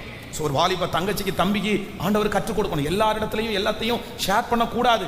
நீங்கள் டெய்லி நீங்கள் ரொம்ப ஞானம் உள்ளவர்களாக இருந்தாலும் உங்கள் 2 கையை ஏசப்பாட்டை நீட்டி பரிசுத்த ஆவியானவரிடத்தில் டெய்லி கேட்கணும். என்ன கேட்கணும் அப்படின்னு சொன்னால், எனக்கு கற்றுத்தாரும், நான் கீழ்ப்படிவேன், நான் கீழ்ப்படிவேன். நீங்க சொல்லித்தாங்க ஆண்டவரே, நான் நம்புறேன் அவர் உங்களை சகல சத்தியத்துக்குள்ளும் நடத்துவார், ஒரு நல்ல ஞானத்துக்குள்ள நடத்துவார். அவர் கற்றுக் கொடுக்கிற அந்த ஏரியாவை வேற யாரும் நமக்கு கற்றுக் கொடுக்க முடியாது. நம்ம புரிகிறது மாதிரி நமக்கு கற்றுக் கொடுப்பார். ரொம்ப சிம்பிளா ஆண்டவர் நம்மளை கற்றுக் கொடுப்பார். ஹல்லேலூயா. நம்பர் 3, மூன்றாவது பரிசுத்த ஆவியானவர் நமக்கு செய்ய போகிற மூன்றாவது ஊழியத்தை குறித்து நம்ம வாசிக்க போறோம். வாசிக்கலாமா? வேதத்தை திறந்து அந்த 2ஆம் அதிகாரத்தினுடைய 15வது வசனத்தை வாசிக்கலாமா? 2ஆம் அதிகாரம் 15வது வசனத்தை வாசிக்கலாம். ஆமென். மொர்தெகாய் தனக்கு குமாரத்தியாய் ஆமென். மொர்தெகாய் தனக்கு குமாரத்தியாய் ஏற்றுக்கொண்டவளும் அவன் சிறிய தகப்பனாகிய அபியேலின் குமாரத்தியுமான எஸ்தர் ராஜாவினிடத்தில் பிரவேசிக்கிறதுக்கு முறை வந்தபோது அவள் ஸ்திரீகளை காவல் பண்ணுகிற ராஜாவின் பிரதானியாகிய ஏகாய் நியமித்த காரியமே அல்லாமல் வேறு ஒன்றையும் கேட்கவில்லை. ஆமென். எஸ்தருக்கு தன்னை காண்கிற எல்லார் கண்களிலும் தயை கிடைத்தது. கைகளை உயர்த்தி ஒரு ஹல்லேலூயா, முழு பலத்தோட ஒரு ஹல்லேலூயா. நல்லா கவனிச்சுங்க ஆண்டவருடைய பிள்ளைகளே. மொர்தெகாய் மூன்றாவது இந்த எஸ்தருக்கு என்ன ஊழியம் செய்றார் அப்படின்னு சொன்னா, எதை நீ நாடணும் அப்படின்னு அவர் சொல்லி கொடுக்கிறார். எதை நீ நாடணும் அப்படின்னா, இந்த இடத்துல பெண்களுக்கு நான் இந்த விஷயத்தை குறித்து சொல்லி இருக்கிறேன். இந்த பெண்களுக்கு வந்து ரொம்ப சிலருக்கு பிடிச்சது என்ன அப்படின்னா, தான் அழகா இருக்கணும் அப்படின்னு நினைப்பாங்க. தான் ஒவ்வொருத்தரும் ஒவ்வொரு பெண்கள் வந்து பாத்தீங்கன்னா ஒவ்வொருத்தரும் ஒவ்வொரு ஸ்டைலா இருப்பாங்க. ஆண்களை பொறுத்த அளவில் ஒரு பேண்ட் அப்படி போடுறாங்கன்னா ஒரு 10 பேர் ஒரே மாதிரி போடுறதை நம்ம பார்க்க முடியும். ஆனா பெண்கள் அப்படி இல்லை. அவங்களுடைய ஹேர் ஸ்டைல் வேறையா இருக்கும், அவங்களுடைய ட்ரெஸ் கோட் வேறையா இருக்கும், விதவிதமா பண்ணுவாங்க. அப்போ ராஜா வந்து இங்க தனக்கு ஒரே ஒரு நாள் எல்லா பிள்ளைகளையும் வர சொல்லி அவங்கள 6 மாசம் ட்ரீட்மெண்ட் கொடுத்து ஒரே ஒரு நாள் ஒரு பொண்ணு 10 நிமிஷம் வந்து நிப்பா. அந்த ராஜா வந்து யாரை செலக்ட் பண்றாங்களோ அவங்க தான் 127 நாடுகளுக்கும் அவ பட்டத்திராணி. அந்த மாதிரி ஒரு பொசிஷன் இருக்குது. அப்போ அங்க இருக்கிற எல்லா பிள்ளைகளும் வந்து எல்லாத்தையுமே கேட்பாங்க. இதை போடுங்க, இதை போடுங்க, கண்மையை போடுங்க, லிப்ஸ்டிக்கை போடுங்க, இந்த மாதிரி இந்த ஃபவுண்டேஷனை போடுங்க, இன்னும் 2 டைம் சேர்த்து எனக்கு வந்து கிளியர் பண்ணி விடுங்க, இந்த மாதிரி நிறைய கேட்பாங்க. ஆனா வேதம் சொல்லுது, இந்த எஸ்தர் வந்து என்ன கேட்டாங்களாமா? அவர்களுக்காக நியமிக்கப்பட்டிருக்கிற ஏகாய் அப்படின்றத அவர் ஒரு பியூட்டிஷியன் வச்சுங்களேன். நம்ம பாஷையின் படி சொன்னா அவர் ஒரு பியூட்டிஷியன். அப்படின்னா இந்த ராஜாவுக்கு முன்னாடி போய் நிக்கிறதுக்கு முன்னாடி ஏகாய் அப்படின்னு சொல்லி ஒவ்வொரு பொண்ணுக்கும் ஒவ்வொரு அசிஸ்டன்ட்டை கொடுப்பாங்க, ஒவ்வொரு பியூட்டிஷியனை கொடுப்பாங்க. அந்த பியூட்டிஷியன் வந்து அவங்கள வந்து ரெடி பண்ணி அலங்கரிச்சு ராஜாவுக்கு முன்னாடி கொண்டு போய் நிறுத்துவாங்க. இந்த பியூட்டிஷியனுக்கு என்ன ஒரு பெரிய கிஃப்ட் அப்படின்னா, ஒருவேளை இவங்க டெக்கரேட் பண்ணி அனுப்புகிற பொண்ணு வந்து பட்டத்து ராணியா மாறிட்டாங்கன்னு வச்சுக்கோங்களேன், இவங்க வந்து அவங்களுக்கு காலம் முழுதும் பியூட்டிஷியனா மாறிடுவாங்க. அப்படின்னா ராணிக்கு பக்கத்திலே இவங்களும் உட்கார்ந்து இவங்களுக்கு ஒரு பெரிய போஸ்டிங். அதனால எல்லாருமே பார்த்து செய்வாங்க. ஆனா பொதுவாகவே பெண்கள் குறை இல்லை, பெண்கள் அப்படின்னு சொன்னா கொடுக்கறதுல அவங்க என்ன பண்ண மாட்டாங்க. ஹலோ, கொடுக்கறதுல அவங்களுக்கு திருப்தி இருக்கவே இருக்காது, எப்பவுமே இருக்காது. அப்படின்னா உங்களை குற்றப்படுத்தல, அது ஒரு நேச்சர் தான். ஒரு திருப்திப்படுத்தணும் அப்படின்றது வந்து இன்னும் கொஞ்சம் வேற மாதிரி யோசிச்சா நல்லா இருக்கும், கிடைச்சா நல்லா இருக்கும். ஆனா இந்த எஸ்தரை குறித்து அவங்க மொர்தெகாய் என்ன சொல்லி கொடுத்திருக்காரு அப்படின்னு சொன்னா, தன் கையிலே ஏகாய் நியமித்ததே அல்லாமல் வேறு ஒன்றையும் அவள் வந்து கேட்கவே இல்லையாமா. அப்படின்னா எதை நீ வந்து ஃபாலோ பண்ணணும், எதற்கு நேராக நீ கடந்து போகணும், எது உன்னுடைய விஷன், எது உனக்கு தேவையில்லாதது, எது உனக்கு தேவை அப்படின்றதை நேர்த்தியாய் சொல்லி கொடுத்தது யார் அப்படின்னா, மொர்தெகாய் போல இருக்கிற பரிசுத்த ஆவியானவர். அல்லேலூயா. இந்த சத்தத்தை கேட்கிற நிறைய பேர் தேவையில்லாத காரியத்தில் நீங்க விழுந்திருக்கலாம், தேவையில்லாத காரியத்துல போய் சிக்கி இருக்கலாம். இது எனக்கு தேவையே இல்லை பாஸ்டர் இந்த பிரச்சனை, ஆனா நான் போய் இந்த பிரச்சனையில விழுந்துட்டேன். இது நானா வாலண்டியரா போய் சிக்கிட்டேன். நான் எதுக்கு இப்படி போனேன்னு தெரியல. அந்த நேரத்துல எனக்கு புத்தி ஒர்க் அவுட்டே ஆகல. இப்ப பாருங்க, இவ்வளவு பெரிய பிரச்சனைக்கு காரணம் என்ன தெரியுமா? நான் போய் தேவையில்லாம விழுந்துட்டேன். இது எனக்கு அவசியமே இல்லை. ஆனா நான் நம்புறேன், இப்போ ஒரு பரிசுத்த ஆவியானவர் உங்களுக்குள்ளே வரப்போறாரு. அவர் யார் தெரியுமா? அவர் நீங்க எதை நாடணும்னு சொல்லி உங்களை அழகாய் நடத்துகிறவர். இந்த பலிபீடத்திலிருந்து நான் ஆசைப்படுறேன், நான் வாஞ்சிக்கிறேன். என்ன வாஞ்சிக்கிறேன்னா, உங்க மேல ஒரு ஸ்பிரிட் வரணும், உங்களுக்கு பரிசுத்த ஆவியானவர் கொடுக்கப்படணும். இனி உங்களுக்கு தேவையில்லாத எந்த காரியத்திலையும் நீங்க தலையிடவே கூடாது. ஆமென். தேவையில்லாத விஷயத்துல தலையிடக்கூடாது.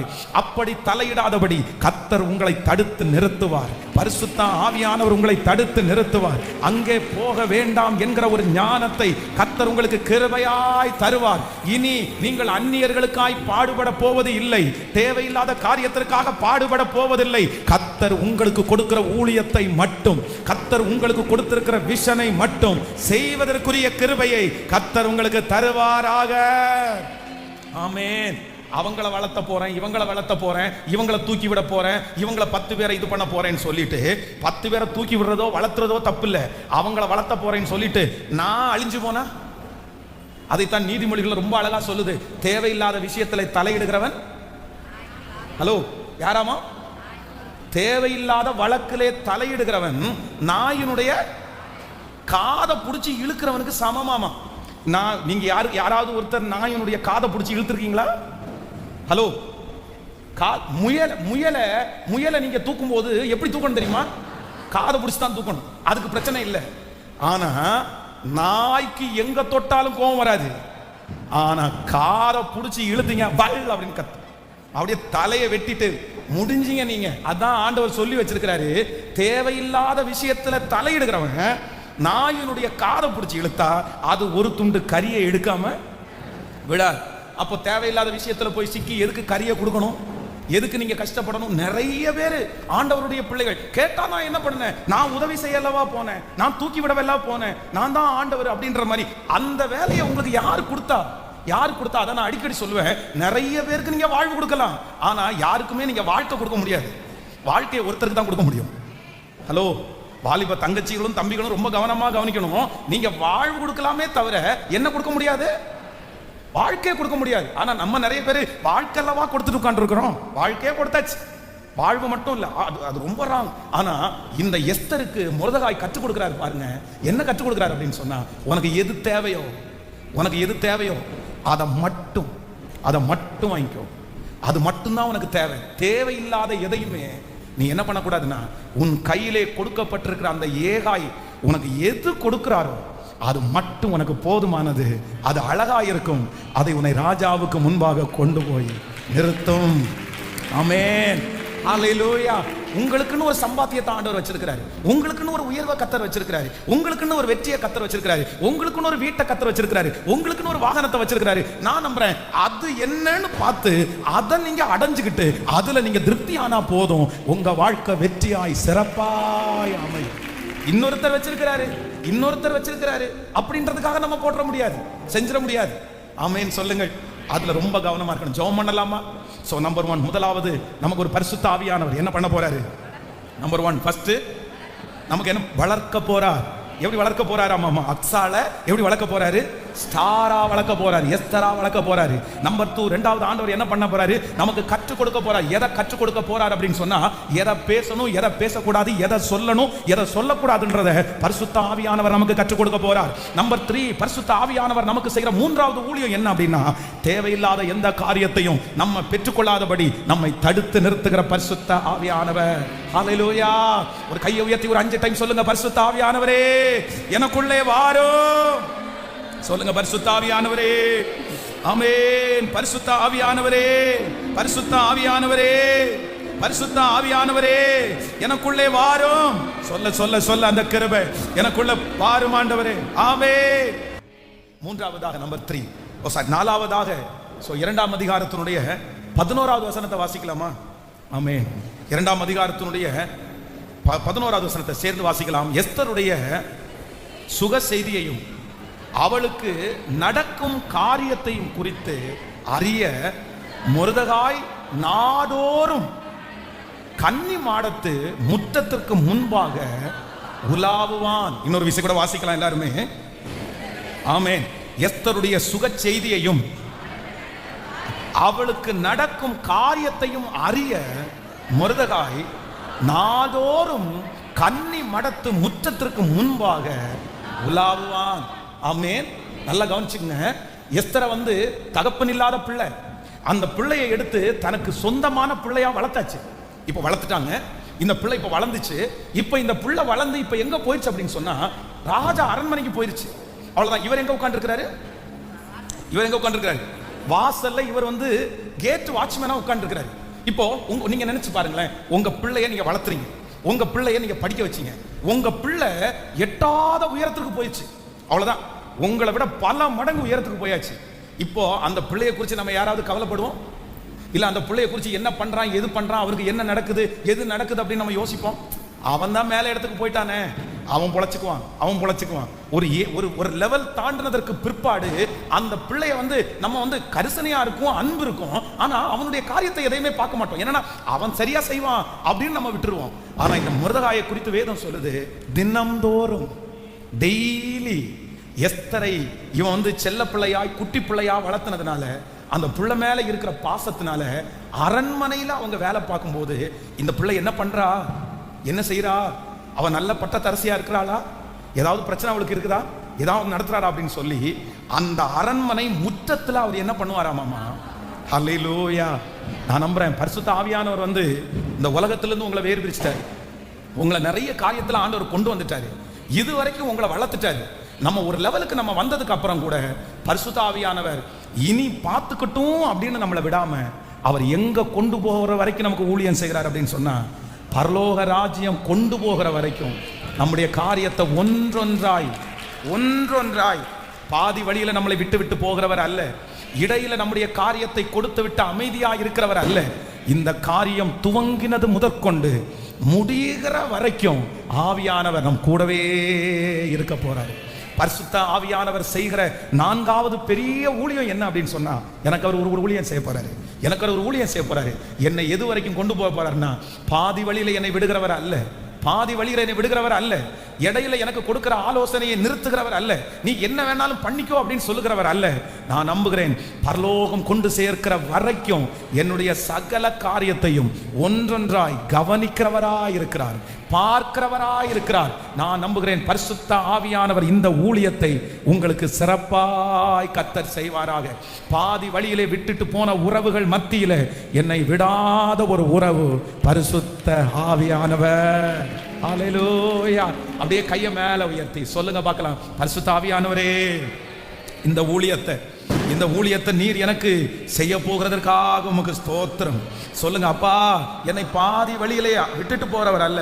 என்னுடைய காரியம் எல்லாவற்றையும் நான் உயர்ந்ததற்கு பிற்பாடு, நான் வளர்ந்ததற்கு பிற்பாடு, ஆண்டவரே எனக்கு அந்த ஞானம் இல்லை, நான் எவ்வளவு வளர்ந்திருந்தாலும், நான் எவ்வளவு உயர்ந்திருந்தாலும் உம்முடைய ஆலோசனை எனக்கு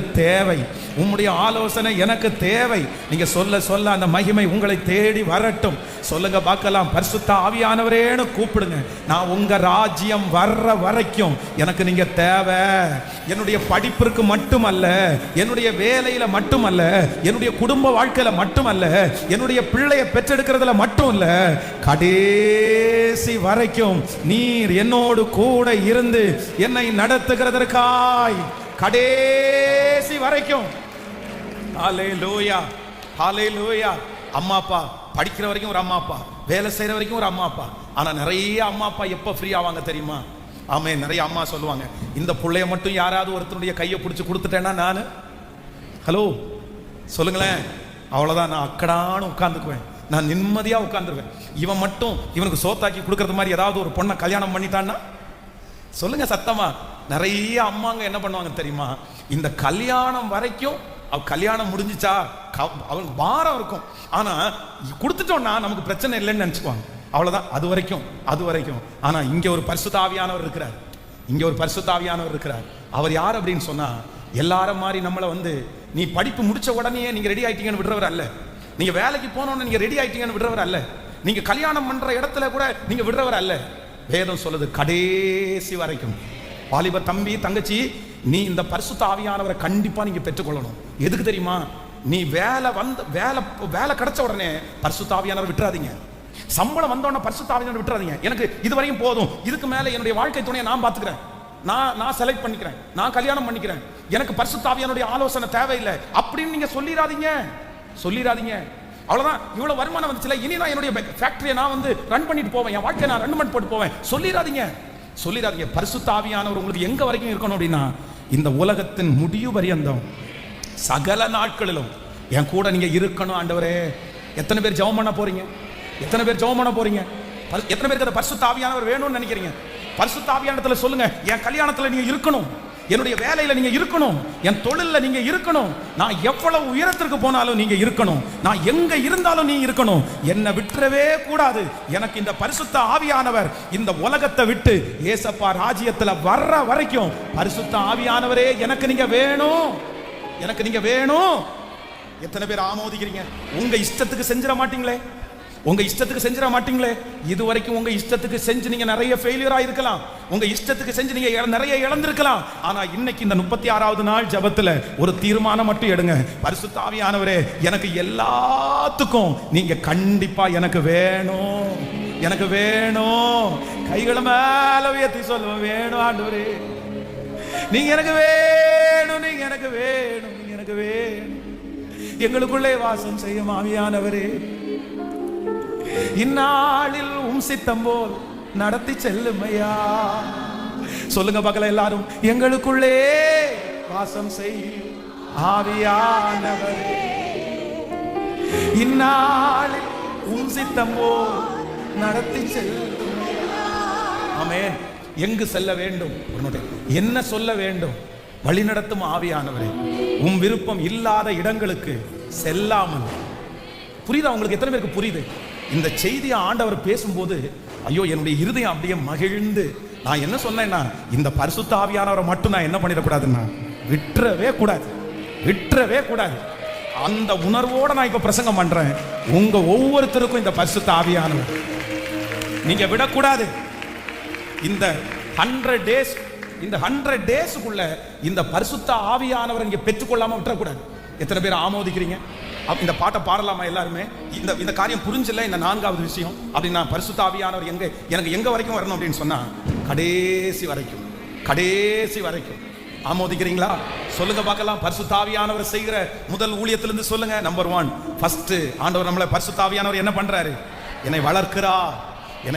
எப்படி வளர்க்கிறாராமா? அக்சாலா இருந்தவளை எப்படி வளர்க்கிறாரு? எஸ்தரா வளர்க்கிறார். எஸ்தர் அப்படின்னா ஸ்டாரா வளர்க்கிறாரு. நம்பர் 2, இரண்டாவதாக பரிசுத்த ஆவியானவர் என்ன பண்றாரு? எனக்கு என்ன பண்றாரு? கத்துக் கொடுக்கிறாரு. எப்படி கத்துக் கொடுக்கிறாருன்னா, எதை மறைக்கணும், எதை வெளிப்படுத்தணும்னு எனக்கு ஸ்பெஷலா கத்துக் கொடுக்கிறாரு. ஆமென் சொல்லுங்க. நம்பர் 3, மூணாவதாக பரிசுத்த ஆவியானவர் எனக்கு செய்யற ஊழியம் என்ன அப்படின்னு சொன்னா, எனக்கு என்ன தேவையோ, என்னுடைய விஷன் எதுவோ, எனக்கென்று நியமிக்கப்பட்டது எதுவோ, அதை மட்டும் எனக்கு காமிச்சு அதற்கு நேரா என்ன கொண்டு போகிறேன். வெளியே அதை இதையும் போட்டு நான் உழப்ப வேண்டிய அவசியம் சொல்லுங்க இல்ல. அந்த தெளிவை யார் தான் கொடுப்பான்னா, பரிசுத்த ஆவியானவர் எனக்கு கொடுக்கிறார். சோ நம்பர் 4, நாலாவது பரிசுத்த ஆவியானவர் எனக்கு செய்யற 4வது ஊழியம் என்ன அப்படின்னு சொன்னா, அவர் என்ன ஒண்ணுல வளர்த்து விட்டுட்டு போறவர் கிடையாது. அப்படி ஒண்ணுல அவர் எனக்கு கடைசி வரைக்கும், பரலோகம் போகிற வரைக்கும் என் கூட இருக்கணும்னு நினைக்கிறவர் பரிசுத்த ஆவியானவர். சின்ன விஷயத்திலையும் எனக்கு ஆலோசனை சொல்றாரு, பெரிய விஷயத்திலையும் எனக்கு ஆலோசனை சொல்றாரு. பட் அந்த பரிசுத்த ஆவியானவர் எனக்கு எப்பவும் வேணும். சொல்லுங்க, எப்பவும் வேணும். உங்க கல்யாணத்துல வாலிப தம்பி தங்கச்சி, உங்க கல்யாணத்துல பரிசுத்த ஆவியானவர் வேணுமா? கண்டிப்பா நீ சொல்லணும், வேணும். பரிசுத்த ஆவியானுடைய கைடன்ஸ் இல்லாம உன் திருமணத்துல நீ தலையிடாத. பரிசுத்த ஆவியானவர் வேணும். வாலிப தங்கச்சிக்கு வேணும், தம்பிக்கு வேணும். அதனால உங்களுக்கு சில நேரத்தில் தடுமாற்றமா இருக்கும். ஆனா பரிசுத்த ஆவியானவர் அதற்கு நேரம் அழகா டீல் பண்ணி உங்களை கொண்டு போவாரு. அது ஆரம்பத்துல கசப்பா இருந்தாலும், ஆரம்பத்துல உங்களுக்கு சரியா படலைனாலும், அதனுடைய போக போக அதுதான் கர்த்தருடைய நடத்துதல் என்கிறதை நீங்க கிருபையாய். ஹல்லேலூயா. நம்பர் 5, ஐந்தாவது இந்த பரிசுத்த ஆவியானவர் செய்கிற 5வது ஊழியத்தை குறித்து வாசிக்கலாம். 2ஆம் அதிகாரத்தினுடைய 21, 22 வாசிக்கலாமா? 21, 22 வாசிக்கலாம். அந்நாட்களிலே மொர்தெகாய் ராஜாவின் அரண்மனை வாசலில் உட்கார்ந்து இருக்கிற போது, வாசல் காக்கிற ராஜாவின் 2 பிரதானிகளாகிய பிக்தானும் தேரேசும் வர்மம் வைத்து ராஜாவாகிய அகாசுவரின் மேல் கை போட வகை தேடினார்கள். இந்த காரியம் மொர்தெகாய்க்கு தெரிய வந்ததினால் அவன் அதை ராஜாத்தியாகிய எஸ்தருக்கு அறிவித்தான். எஸ்தர் மொர்தெகாயின் பேரால் அதை ராஜாவுக்கு சொன்னாள். ஹலோ, நல்லா கவனிச்சுங்க. இப்போ இந்த மொர்தெகாயினுடைய 5வது ஊழியம் என்ன அப்படின்னு சொன்னா, கவனிக்கிறீங்களா? கைகளை அசைத்து ஒரு ஹல்லேலூயா சொல்லலாம். இது ரொம்ப முக்கியமான செய்தி, ரொம்ப முக்கியமான செய்தி. இப்போ என்ன நடக்குது அப்படின்னு சொன்னா, இந்த எஸ்தருடைய கணவன் யாரு? அகாஸ்வேரு ராஜா. இவங்க பட்டத்து ராணி, அகாஸ்வேரு ராஜா ராஜா. இப்போ இந்த ராஜாவை 2 பேர் கொல்லணும்னு பிளான் பண்றாங்க. யார் அப்படின்னா பிக்தானும் தேரேசும் அப்படின்ற 2 பேர் பிளான் பண்றாங்க. ஆனா இவர் இதுல என்ன அப்படின்னு சொன்னா, இந்த மொர்தெகாய் அப்படின்றது நம்ம இதுவரைக்கும் மொர்தெகாயை எப்படி பார்த்திருக்கோம்னா, அவர் ஒரு கேட் வாட்ச்மேனா பார்த்திருக்கிறோம். அவர் ஒரு வாட்ச்மேனா இருக்கார் அப்படின்னு. ஆனா இவர் சாதாரணமானவர் இல்ல. இந்த மொர்தெகாய்க்கு கிட்டத்தட்ட 70 மொழி தெரியுமா? அவருக்கு 70 மொழிகளை இவருக்கு படிக்கவும் எழுதவும் தெரியுமா இந்த மொர்தெகாய்க்கு. இன்னொன்னு, இந்த மொர்தெகாய் இந்த பிக்தானும் தேரேசும் யாருக்கும் தெரியக்கூடாது என்கிறதற்காக அரபு மொழி பக்கத்துல எழுதியிருக்காங்க. அந்த மாதிரி வித்தியாசமான மொழியில இந்த ராஜா இப்படி கொல்ல போறோம்னு எழுதினத இந்த மொர்தெகாய்க்கு அந்த பாஷை தெரியுன்றதற்காக அவர் ரொம்ப அழகா படிச்சுட்டு இப்ப யார்கிட்ட சொல்றாரு சொல்லுங்க? எஸ்தர்ட்ட சொல்றாரு, அம்மா ஒரு கதையை நான் பார்த்தேன். இந்த மாதிரி பிக்தானும் தேரேசும் 2 பேரும் சேர்ந்து ராஜாவை கொல்றதற்கு, வர்மம் வச்சு கொல்றதற்கு முயற்சி எடுக்கிறாங்க. நீ என்ன பண்ணுனா உடனே போய் ராஜாவுக்கு இதை அறிவிச்சிரு அப்படின்னு சொன்ன உடனே இந்த எஸ்தர் ராஜாவுக்கு சொன்ன உடனே ராஜா டெஸ்ட் பண்றாரு. செக் பண்ணி பார்த்தா இவங்க 2 பேரும் ராஜாவை கொல்றதற்கு அதே மாதிரி பிளான் பண்ணியிருக்கிறாங்க. உடனே இவங்க 2 பேருக்கும் பனிஷ்மெண்ட் கொடுத்து அந்த ராஜா அந்த நாள் அந்த புஸ்தகத்தில் இவனுடைய பேரை அந்த இடத்துல எழுதிடுறாங்க. அப்போ பரிசுத்த ஆவியானவர் நமக்கு செய்கிற 5வது ஊழியம் என்ன அப்படின்னு சொன்னா, நமக்கு விரோதமாய் சத்துரு போடுகிற தீர்மானங்கள், திட்டங்கள், இதை எல்லாத்தையும் நமக்கு விரோதமாய் பண்ணப்படுகிற ரகசியங்களை நமக்கு சொல்லி கொடுக்கிற ஊழியத்தை பரிசுத்த ஆவியானவர் நமக்காய் செய்கிறார். ஆமென் சொல்லுங்க. கர்த்தர் உங்களுக்கு, பரிசுத்த ஆவியானவர் உங்களுக்கு ரகசியங்களை சொல்லி கொடுக்க போறாரு. இதற்கு பிறகு ரகசியங்களை நீங்க தெரிஞ்சு கொள்ள போறீங்க. உங்களுக்கு விரோதமாய் யார் எழும்புகிறார்கள் என்கிற ரகசியத்தை ஆண்டவர் சொல்லி உங்களை அதிலிருந்து கர்த்தர் காப்பாற்ற போறாரு. உங்களுக்கு விரோதமாய் சத்துரு வைக்கிற முயற்சிகளை எல்லாம் கர்த்தர் பரிசுத்த ஆவியானவர் அறிந்து கொண்டு உங்களை தப்புவிக்கிறதற்கு ரகசியங்களை கற்றுக் கொடுக்கிற பரிசுத்த ஆவியானவர். ஆமென் சொல்லலாம். உங்களுக்கு விரோதமாய் வைக்கப்படுகிற கண்ணிகளை கர்த்தர் உங்களுக்கு தெளிவாய் கர்த்தர் காண்பிப்பாராக. உங்களுக்கு விரோதமாய் மனிதர்கள் வைத்திருக்கிற சில ஆபத்துகளை பரிசுத்த ஆவியானவர் உங்களுக்கு தெளிவாய் காண்பித்து அதிலிருந்து கர்த்தர் உங்கள் ஜீவனை கிருபையாய் கர்த்தர் காப்பாற்றுவாராக. ஹல்லேலூயா. கைகளை உயர்த்தி பரிசுத்த ஆவியானவர் பார்த்து சொல்லுங்க, பரிசுத்த ஆவியானவரே நீர் எனக்கு வேண்டும், நீர் எனக்கு வேண்டும். முழு பலத்தோடு ஆண்டவரே எனக்கு விரோதமாய் என் ஜீவனை ரட்சிப்பதற்காக, என் ஜீவனை ரட்சிப்பதற்காக நன்மை எது தீமை எது என்று அறிந்து கொள்வதற்குரிய அந்த ரகசியங்களை சொல்ல சொல்ல அந்த மகிமை உங்களுக்கு வரட்டும். ஆமென். வெளிப்படுத்துகிறவர் கர்த்தர், எச்சரிப்பு கொடுக்கிறவர். இவரிடத்துல பழகாத, இவரிடத்துல பழகு அப்படின்னு நம்மை எச்சரிப்பு கொடுத்து நடத்துகிற கர்த்தர். சொல்லுங்க சத்தமா, பரிசுத்த ஆவியானவரே நீர் எனக்குள்ளே வருவீராக. ஹல்லேலூயா, ஹல்லேலூயா. ரகசியங்களை தெரிந்து கொண்டு எனக்கு சொல்லுகிறவர் யார் அப்படின்னா பரிசுத்த ஆவியானவர். இந்த ஹோலி ஸ்பிரிட் நமக்கு தேவையான்னு கேட்டா கண்டிப்பா இந்த ஹோலி ஸ்பிரிட் நம்ம வாங்காம இந்த 100 நாள் ஜபத்தை நம்ம முடிக்க போறது இல்லை. அவருடைய அனுபவத்தை உணராம இந்த ஜபத்தை முடிக்க போறது இல்லை. ஹல்லேலூயா. நம்பர் 6 6வதாக ஒரு காரியத்தை நம்ம வாசிக்க போகிறோம். ஸ்தோத்திரம். 4ஆம் அதிகாரத்தினுடைய 13வது 14வது வசனத்தை வாசிக்கலாமா? 13 14 வாசிக்கலாம். மொர்தெகாய் எஸ்தருக்கு திரும்ப சொன்னது, நீ ராஜாவின் அரண்மனையில் இருக்கிறதுனால் மற்ற யூதர்கள் தப்பிக்க கூடாது இருக்க நீ தப்புவாய் என்று உன் மனதிலே நினைவு கொள்ளாதே.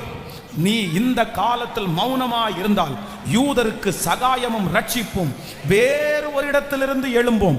அப்பொழுது நீயும் உன் தகப்பன் குடும்பத்தாரும் அழிவீர்கள். நீ இப்படிப்பட்ட காலத்திற்கு உதவியாயிருக்கும்படி உனக்கு ராஜ மேன்மை கிடைத்திருக்கலாமே, யாருக்கு தெரியும் என்று சொல்ல சொன்னான். ஹல்லேலூயா. பரிசுத்த ஆவியானுடைய 6வது ஊழியம் என்ன? 6வது ஊழியம் என்ன தெரியுமா? இந்த இடத்துல மொர்தெகாய் என்ன பண்றார் அப்படின்னு சொன்னா, நீ இந்த காலத்தில் மௌனமா இருந்தால் யூதருக்கு ரட்சிப்பும் சகாயமும் வேறு ஒரு இடத்திலிருந்து வரும். அப்படின்னா பரிசுத்த ஆவியானவர் நம்மை கண்டித்து உணர்த்துகிறவர். தப்புனா கேட்கல. நீ யாரா இருந்தாலும் தப்புப்பா, தப்பு தான்ப்பா நீ செஞ்சிருக்க, கண்டித்து உணர்த்துவார். ஆனா நம்ம அம்மா அப்பா எப்படி கண்டித்து உணர்த்துவாங்க? நான் வந்து ஊர்ல இருக்கும்போது நைட் வந்து எங்க வீட்டில் டிவி இருக்காது. எங்க கிராமத்திலே ஒரே ஒருத்தருடைய வீட்டில் டிவி இருக்கும். ஆனா இந்த நைட்ல 10 மணிக்கு பாத்தீங்கன்னா ஒரு நாடகம் போடுவாங்க. அந்த நாடகம் வந்து எனக்கும் எங்க அண்ணனுக்கு ரொம்ப பிடிக்கும். அப்போ ஆண்டவருக்குள்ள ரொம்ப வராத அந்த சின்ன வயசுல. அப்போ இந்த 10 மணிக்கு நாங்க வராண்டல தான் படுத்து கிடப்போம். நாங்க போறது எங்க அம்மா அப்பாவுக்கு தெரியாது. ஆனா தெரிஞ்சா சண்டை போடுவாங்க. ஆனா நாங்க செங்கல் சூளைக்கு வேலைக்கு போகிற வரைக்கும் எங்க அம்மா அப்பா என்ன பண்ணுவாங்கன்னா 10 மணிக்குள்ள வீட்டுக்கு வரலன்னா திட்டுவாங்க, சத்தம் போடுவாங்க. ஆனா என்னைக்கு அங்க போய் சம்பாரிச்சு கையில கொடுக்குறோமோ அப்போல இருந்து எங்க அம்மா அப்பா சொல்லுங்க எதுவுமே சொல்ல மாட்டாங்க. இன்னைக்கு கூட இங்க நிறைய அம்மா அப்பா இருக்கிறாங்க. இந்த அம்மா அப்பாவுக்கு காசு கொடுக்கிற வரைக்கும் இந்த அம்மா அப்பா திட்டுனாங்க. ஹலோ, உண்மைதானே? தலையாட்டுங்க அம்மா அப்பா. காசு கொடுக்கிற வரைக்கும், காசு கொடுக்காம இருக்கிற வரைக்கும் என்ன டைமுக்கு வரல என்ன. ஆனா எப்ப பிள்ளை சம்பாரிச்சு தன்னுடைய அம்மா கையில அப்பா கையில காசு கொடுக்குறாங்களோ அதற்கு பிறகு கண்ணு ராசா அப்படின்னா, சாமி சீக்கிரமாவா சாமி, இப்படி பண்ணாத சாமி. ஆனா இவன் எப்ப சாமி ஆனா? இந்த பொண்ணு எப்ப சாமி ஆயிருச்சு? இந்த பொண்ணு எப்போ கையில காசு கொடுக்க ஆரம்பிச்சிருச்சோ அப்ப இந்த பொண்ணு சாமி. அதுக்கு முன்னாடி என்ன தெரியுமா? எரும மாடை பண்ணி குட்டிய. ஆமா, காசு கொடுக்கறதுக்கு முன்னாடி வந்து எரும மாடு பண்ணி குட்டி. ஆனா காசு கொடுத்ததுக்கு அப்புறம் ஹலோ நிறைய அம்மா அப்பாவுக்கு அதுவும் பையன் வந்து கார் வாங்கிட்டானா சாமி சாமி சாமி சாமி, வீடு வாங்கிட்டானா சாமி சாமி சாமி, மூத்த சாமி, இளைய சாமி, சின்ன சாமி, இந்த மாதிரி சாமி நிறைய வந்துருச்சு. ஏன் அப்படின்னா பிள்ளை என்ன பண்றாரு? இப்போ பிள்ளை சம்பாதிக்க ஆரம்பிச்சாரு. ஆனா நமக்குள்ளே இருக்கிற பரிசுத்த ஆவியானவர் அப்படி இல்லை. நீ உச்சாந்தலையில ஊழியம் பண்ணாலும் நீ தப்பு பண்ணா இது தப்புடா, இது சரியில்லடா, என்னை கண்டித்து சரியாய் உணர்த்துகிற, என்னை தட்டி கொடுக்கிறதற்கு, என்னை கண்டிப்பு பண்றதுக்கு யாருமே இல்லாத போது என்னை கண்டிப்பு பண்ணுகிற ஒருத்தர் இருக்கிறார். அவர் தான் பரிசுத்த ஆவியானவர். ஒரு ஸ்டேஜுக்கு மேல உங்களை யாருமே தட்டி கேட்க முடியாது. சிஸ்டர், ஒரு ஸ்டேஜுக்கு மேல உங்களை யாருமே தட்டி கேட்க முடியாது. நீங்க யாருடைய கைக்கும் அடங்குறவர்களும் அல்ல. நமக்குள்ள ஒரு நேச்சர் இருக்குது. நம்ம ஒரு ஸ்டேஜுக்கு மேல யாரு சொன்னாலும் கேட்க மாட்டோம், யாரும் நம்மகிட்ட சொல்லவும் மாட்டாங்க, நம்ம அதை விரும்பவும் மாட்டோம். இன்னைக்கு பாருங்க, சில பிள்ளைகளிடத்துல போய் அம்மா அப்பா சொன்னா கேட்பாங்களா? நீ கொஞ்ச நேரம் வாய மூடிட்டு போமா, நீ பேசாம இருமா, நீ எதுவும் பேசினாதான் எனக்கு கோவம் வருது. கணவனை பார்த்து மனைவி வந்து ஏங்க இப்படி பண்றீங்கன்னு கேட்டா, உனக்கு என்ன தெரியும், நீ அமைதியாரு, அவ்வளவுதான். மனைவியை பார்த்து கேட்டா, உங்களுக்கு என்னப்பா தெரியும், நீ கொஞ்சம் அமைதியா இருங்கப்பா. இன்னைக்கு கீழ்ப்படுகிறவர்களோ விட்டு கொடுக்கிறவங்களோ உணர்வடைகிறவங்களோ இல்லை. ஆனா அதுக்காக பரிசுத்த ஆவியானவர் அப்படி விட மாட்டாரு. உங்களுக்குள்ள உண்மையா பரிசுத்த ஆவியானவர் இருந்தா அவர் உங்களை என்ன பண்ணுவார் அப்படின்னா கண்டித்து உணர்த்துவார். இந்த மொர்தெகாய் எஸ்தரை எப்படி வளர்த்தினாரு? செல்லமா. அம்மா அப்பா இறந்துட்டாங்கன்ற அந்த ஒரு ஃபீல் கூட இல்லாம எஸ்தரை அவ்வளவு அழகா வளர்த்தி ராஜா அரண்மனைக்கு போனதுக்கு அப்புறம் கூட அந்த பிள்ளைய வந்து விட்டு கொடுக்காம இந்த பிள்ளை என்ன பண்ணுதுன்னு பார்த்து வாட்ச் பண்ண அந்த மனுஷன் தப்புன்னு தெரிஞ்ச உடனே, நீ இந்த காலத்தில் மௌனமா இருந்தால் யூதருக்கும் சகாயமும் ரட்சிப்பும் வேறு ஒரு இடத்திலிருந்து வரும், நீயும் உன் தகப்பன் வீட்டாரும் அழிவீர்கள். எவ்வளவு ஸ்ட்ரிக்டா பேசாரு பாருங்க. இதான் பரிசுத்த ஆவியானவர். வேணுமா அந்த பரிசுத்த ஆவியானவர்? எத்தனை பேருக்கு வேணும்? எனக்குள்ள வந்துருங்கப்பா, எனக்குள்ள வந்துருங்கப்பா, சொல்லுங்க, எனக்குள்ள வந்துருங்கப்பா. யாரும் எனக்கு வேற யாரும் எனக்கு கண்டிக்க முடியாது. வேற யாரும் கண்டிக்கிற அந்த சூழ்நிலையில நான் இல்லை, எனக்கு தெரியுது.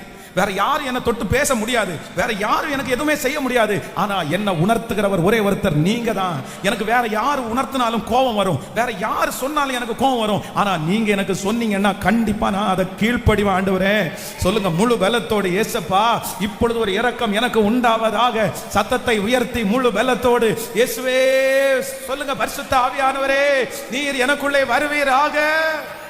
நம்பர் 7, 7ஆவதாக இந்த பரிசுத்த ஆவியானுடைய கடைசி ஊழியம். சொல்லுங்க, வாசிக்கலாம். அந்த வசனத்தை கூட வாசிச்சு நம்ம முடிக்க போறோம். 8ஆம் அதிகாரத்தினுடைய 9வது 10வது வசனத்தை வாசிக்கலாமா? 8ஆம் அதிகாரம் 9, 10. சீவான் மாதம் என்னும் 3ஆம் மாதம் 23ஆம் தேதி ஆகிய அக்காலத்தில் தானே ராஜாவின் சம்பிராதிகள் அழைக்கப்பட்டார்கள். மொர்தெகாய் கற்பித்தபடியெல்லாம் யூதருக்கும் இந்து தேசம் முதல் எத்தியோப்பியா தேசம் வரை மட்டுமுள்ள 127 நாடுகளின் தேசாதிபதிகளுக்கும் அதிபதிகளுக்கும் அதிகாரிகளுக்கும் அந்த நாட்டில் வழங்கும் அட்சரத்திலும் அந்தந்த ஜாதியார் பேசும் பாஷையிலும் யூதருக்கும் அவரவர்கள் அஸ்தரத்திலும் அவரவர்கள் பாஷையிலும் எழுதப்பட்டது.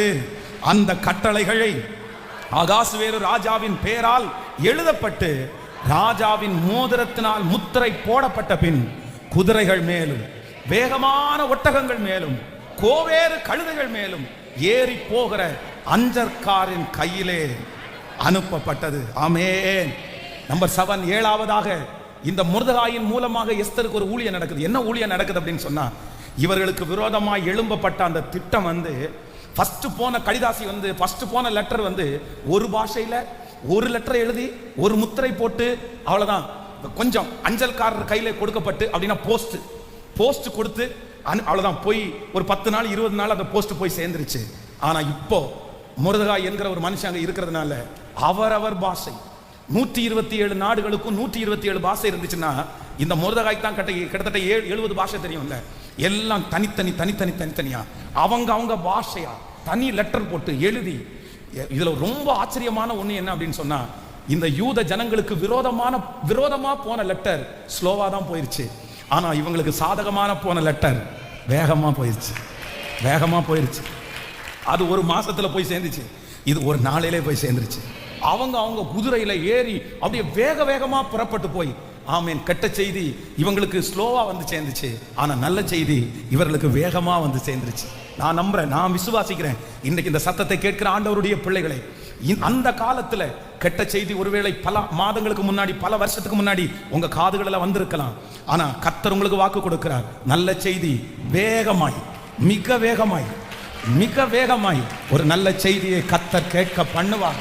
நிச்சயமாய் கேட்க பண்ணுவார். உங்களுடைய கெட்ட செய்திகள் மாறி ஒரு நல்ல செய்தி உங்களுடைய காதுகளிலே கேட்கப்படும். ஹல்லேலூயா. பரிசுத்த ஆவியானவர் செய்கிற 7வது ஊழியம் ரொம்ப அழகா இருக்குது. சத்துருடைய சதி திட்டங்களை நமக்கு விரோதமாக எழும்புகிற சத்துருடைய சதி திட்டங்களை பரிசுத்த ஆவியானவர் நிர்மூலமாக்குகிறார். ஹல்லேலூயா. இப்ப எத்தனை பேர் வேணும்னு கேட்குறீங்க? பரிசுத்த ஆவியானவருக்கு இடம் கொடுங்க. இந்த சத்தத்தை கேட்கிறவங்க நீங்க எங்க இருந்தாலும் ஹோலி ஸ்பிரிட் உங்களுக்கு தேவை. காரியம் மாறுதலாய் முடிந்தது. அப்படியே சொல்லிக்கொண்டே எழும்புங்க. காரியம் மாறுதலாய் முடிந்தது.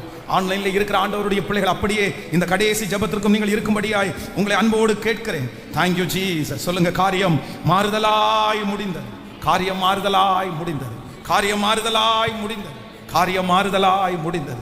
Thank you Jesus. வாங்க பார்க்கலாம், எல்லாரும் சேர்ந்து இந்த 7 காரியத்தையும் சொல்லி, ஆமென். பரிசுத்த ஆவியானவர் என்னை சகல சத்தியத்துக்குள்ளையும் நடத்துகிறார். பரிசுத்த ஆவியானவர், தேங்க்யூ ஜீசஸ். ஓபன் பண்ணி விடுங்க. Thank you Jesus. Hallelujah. Holy spirit, பரிசுத்த ஆவியானவர் உங்களிடத்திலே வரும்போது நீங்கள் பலனடைந்து யூதயாவிலையும் சமாரியாவிலையும் இந்த உலகத்தின் முடிவு பரியந்தம் நீங்கள் சாட்சிகளாய் இருப்பீர்கள். ஹல்லேலூயா. கதவெல்லாம் ஓபன் பண்ணுங்க. ஆமென். சொல்லுங்க பார்க்கலாம், எத்தனை பேருக்கு இந்த பரிசுத்த ஆவியானவர் வேணும்னு நினைக்கிறீங்க? அப்ப வாங்க, எல்லாரும் வாங்க. இன்னைக்கு இது முக்கியமான செய்தி. யாரும் பின்னாடி இருக்க வேண்டாம், எல்லாரும் வாங்க. இன்னைக்கு ரொம்ப அவசரமான செய்தி, இது அவசியமான செய்தி. பரிசுத்த ஆவியானவர் எல்லாருக்கும் வேணும். பரிசுத்த ஆவியானவர் பெற்றுக்கொள்ளாம நீங்க இருக்கவே கூடாது. பரிசுத்த ஆவியானவர் வரும்போது பெரிய மாற்றங்கள் உங்களுக்குள்ள வரும். காரியம் மாறுதலாய் முடியும்.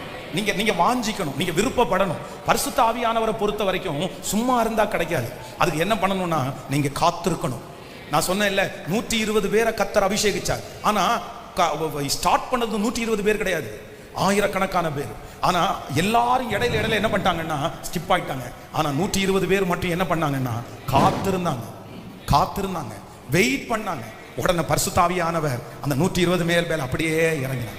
அந்த 120 மேல இறங்கின உடனே அவங்களை கொண்ட அற்புதங்கள் நடந்துச்சு. அவங்களுடைய ஊழியத்தில் 5000 பேர் ரட்சிக்கப்பட்டாங்க. அப்படியே அவங்களுடைய பிரசங்கத்தில் ஆவியானுடைய மகிமை ஊற்றப்பட்டது. எல்லா ஊழியக்காரங்களை நீங்க வேதத்துல வாசிச்சு பாருங்க, அவ்வளவு பலவீனமா இருந்தவங்க எல்லாம் எப்படி ஸ்ட்ராங் ஆனாங்க தெரியுமா? ஹோலி ஸ்பிரிட், பரிசுத்த ஆவியானவர் வந்த உடனே அவங்களுக்குள்ள ஒரு பெரிய தைரியம் வந்துருச்சு. உங்களுக்கு ஆவியானுடைய தொடுதல் உங்களுக்குள்ள வேணும். வாலிப தம்பி தங்கச்சி, உனக்குள்ள கண்டிப்பா ஹோலி ஸ்பிரிட் வேணும். நீ கண்டிப்பா பரிசுத்த ஆவியானவரை நீ பெற்றுக்கொண்டுதான் ஆகணும். நீ பெற்றுக்கொண்டாதான் நீ நல்லா இருப்ப. அதனால இன்னைக்கு இருக்கிற பிள்ளைகளுக்கு கை தட்டுறதுக்கு விருப்பம் இல்லை. இன்னைக்கு இருக்கிற பிள்ளைகளுக்கு அந்நிய பாஷையில பேசுறதுக்கு விருப்பம் இல்லை. இல்ல அந்நிய பாஷை அனுபவம் ஒரு பெரிய அனுபவம். நீ வெட்கப்படவே கூடாது. நீ அதான் ஆண்டவர் சொல்லும் போதே என்ன சொல்றாருன்னா, நீ வெட்கப்படாத ஊழியக்காரனாயும். ஃபர்ஸ்ட் நமக்குள்ள என்ன இருக்கக்கூடாது? ஜெபிக்கிறதுக்கு வெட்கம் இருக்கக்கூடாது. ஏசப்பா பிள்ளைன்னு சொல்றதுக்கு வெட்கம் இருக்கக்கூடாது. நான் திரும்ப திரும்ப கேட்கிறேன், நம்ம ஏன் வெட்கப்படணும்? நம்ம ஏன் வெட்கப்படணும்? கண் இருந்தும் காணாத, காது இருந்தும் கேட்காத அந்த மாதிரி நினைக்கும் போது ஏன் ஆண்டவர் எதுல குறைஞ்சு போயிட்டார்? ஏன் வெட்கப்படணும்? வெட்கப்படக்கூடாது. பைபிளை தூக்குறது எனக்கு பெருமை. ஏசப்பா பிள்ளைன்னு நான் சொல்றது எனக்கு பெரிய பெருமை. நான் ஆராதிக்கிற தெய்வம் உண்மை உள்ள தெய்வம். அவர் மரித்தும் இன்றும் பேசுகிற தெய்வம். அதனால நான் கிறிஸ்தவன் சொல்றதுக்கு எப்படி நான் வெட்கப்படலாம்? அதை ஆண்டவர் விரும்பவே மாட்டார். அதனால இன்னைக்கு 7 விதமான ஊழியத்தை இந்த பரிசுத்த ஆவியானவர் சொல்றார். நீர் எங்களுக்கு நிழலிட்டதற்காக ஸ்தோத்திரம். நீர் எங்களுக்கு செய்ய போகிற ஊழியத்திற்காக ஸ்தோத்திரம். நீர் எங்களுக்கு செய்ய போகிற ஊழியத்திற்காக ஸ்தோத்திரம். நீர் எங்களுக்கு செய்ய போற 7 விதமான ஊழியத்திற்காக ஸ்தோத்திரம். பரிசுத்த ஆவியானவரே, இதற்கு பிறகு உங்களை நாங்க அனுபவிக்கணும். எங்க பிள்ளைகள் ஒவ்வொருத்தரும் அனுபவிக்கணும். ஆண்டவரே, இந்த சத்தம் யாருடைய காதுகளில் எல்லாம் தொனிக்கப்படுகிறதோ காரியம் மாறுதலாய் முடியும். காரியம் மாறுதலாய் முடியும். இன்றைக்கு கொடுத்த அந்த வாக்கு தத்தத்தை எங்கள் பிள்ளைகள் மேல் ஆம் என்று ஆமென் என்று அப்படியே நிலைப்படுத்துகிறதற்காக ஸ்தோத்திரம். பிள்ளைகள் ஒவ்வொருவரையும் உடைய ஊழியக்காரனாக நான் ஆசீர்வதிக்கிறேன். ஐயா, எங்க பிள்ளைங்க அனுப்புற ஜெப குறிப்பை கேட்டுருங்க ஆண்டவரே. என் பிள்ளைகளுடைய இருதயத்தில் இருக்கிற பாரத்தை இறக்கி வைங்கப்பா. கோசே நாட்டில் இருக்கிறவங்களுக்கு ஒரு வித்தியாசத்தை காண்பிக்க முடியும்னா எங்க பிள்ளைகளுக்கு ஒரு வித்தியாசத்தை கண்டிப்பா காமிக்கணும். உங்க பாதத்தை முத்தம் செய்கிறோம். இயேசுவின் மூலம் ஜெபம் எடுக்கிறோம் நல்ல பிதாவே. என் ஆத்துமாவே கர்த்தரை ஸ்தோத்திரம். என் முழுமே அவர் பரிசுத்த நாமத்தை ஸ்தோத்திரம். என் ஆத்துமாவே கர்த்தரை ஸ்தோத்திரம். கர்த்தர் செய்த சகல உபகாரங்களையும் மறவார். நம்முடைய ஆண்டவராகிய இயேசு கிறிஸ்துவின் கிருபை, பிதாவாகிய தேவனுடைய அன்பு, பரிசுத்த ஆவியானுடைய அந்யோன்ய ஐக்கியம் நம்மனோடும் இன்றும் என்றும் சதா காலம் கூட இருப்பதாக. ஹல்லேலூயா, ஹல்லேலூயா, ஹல்லேலூயா.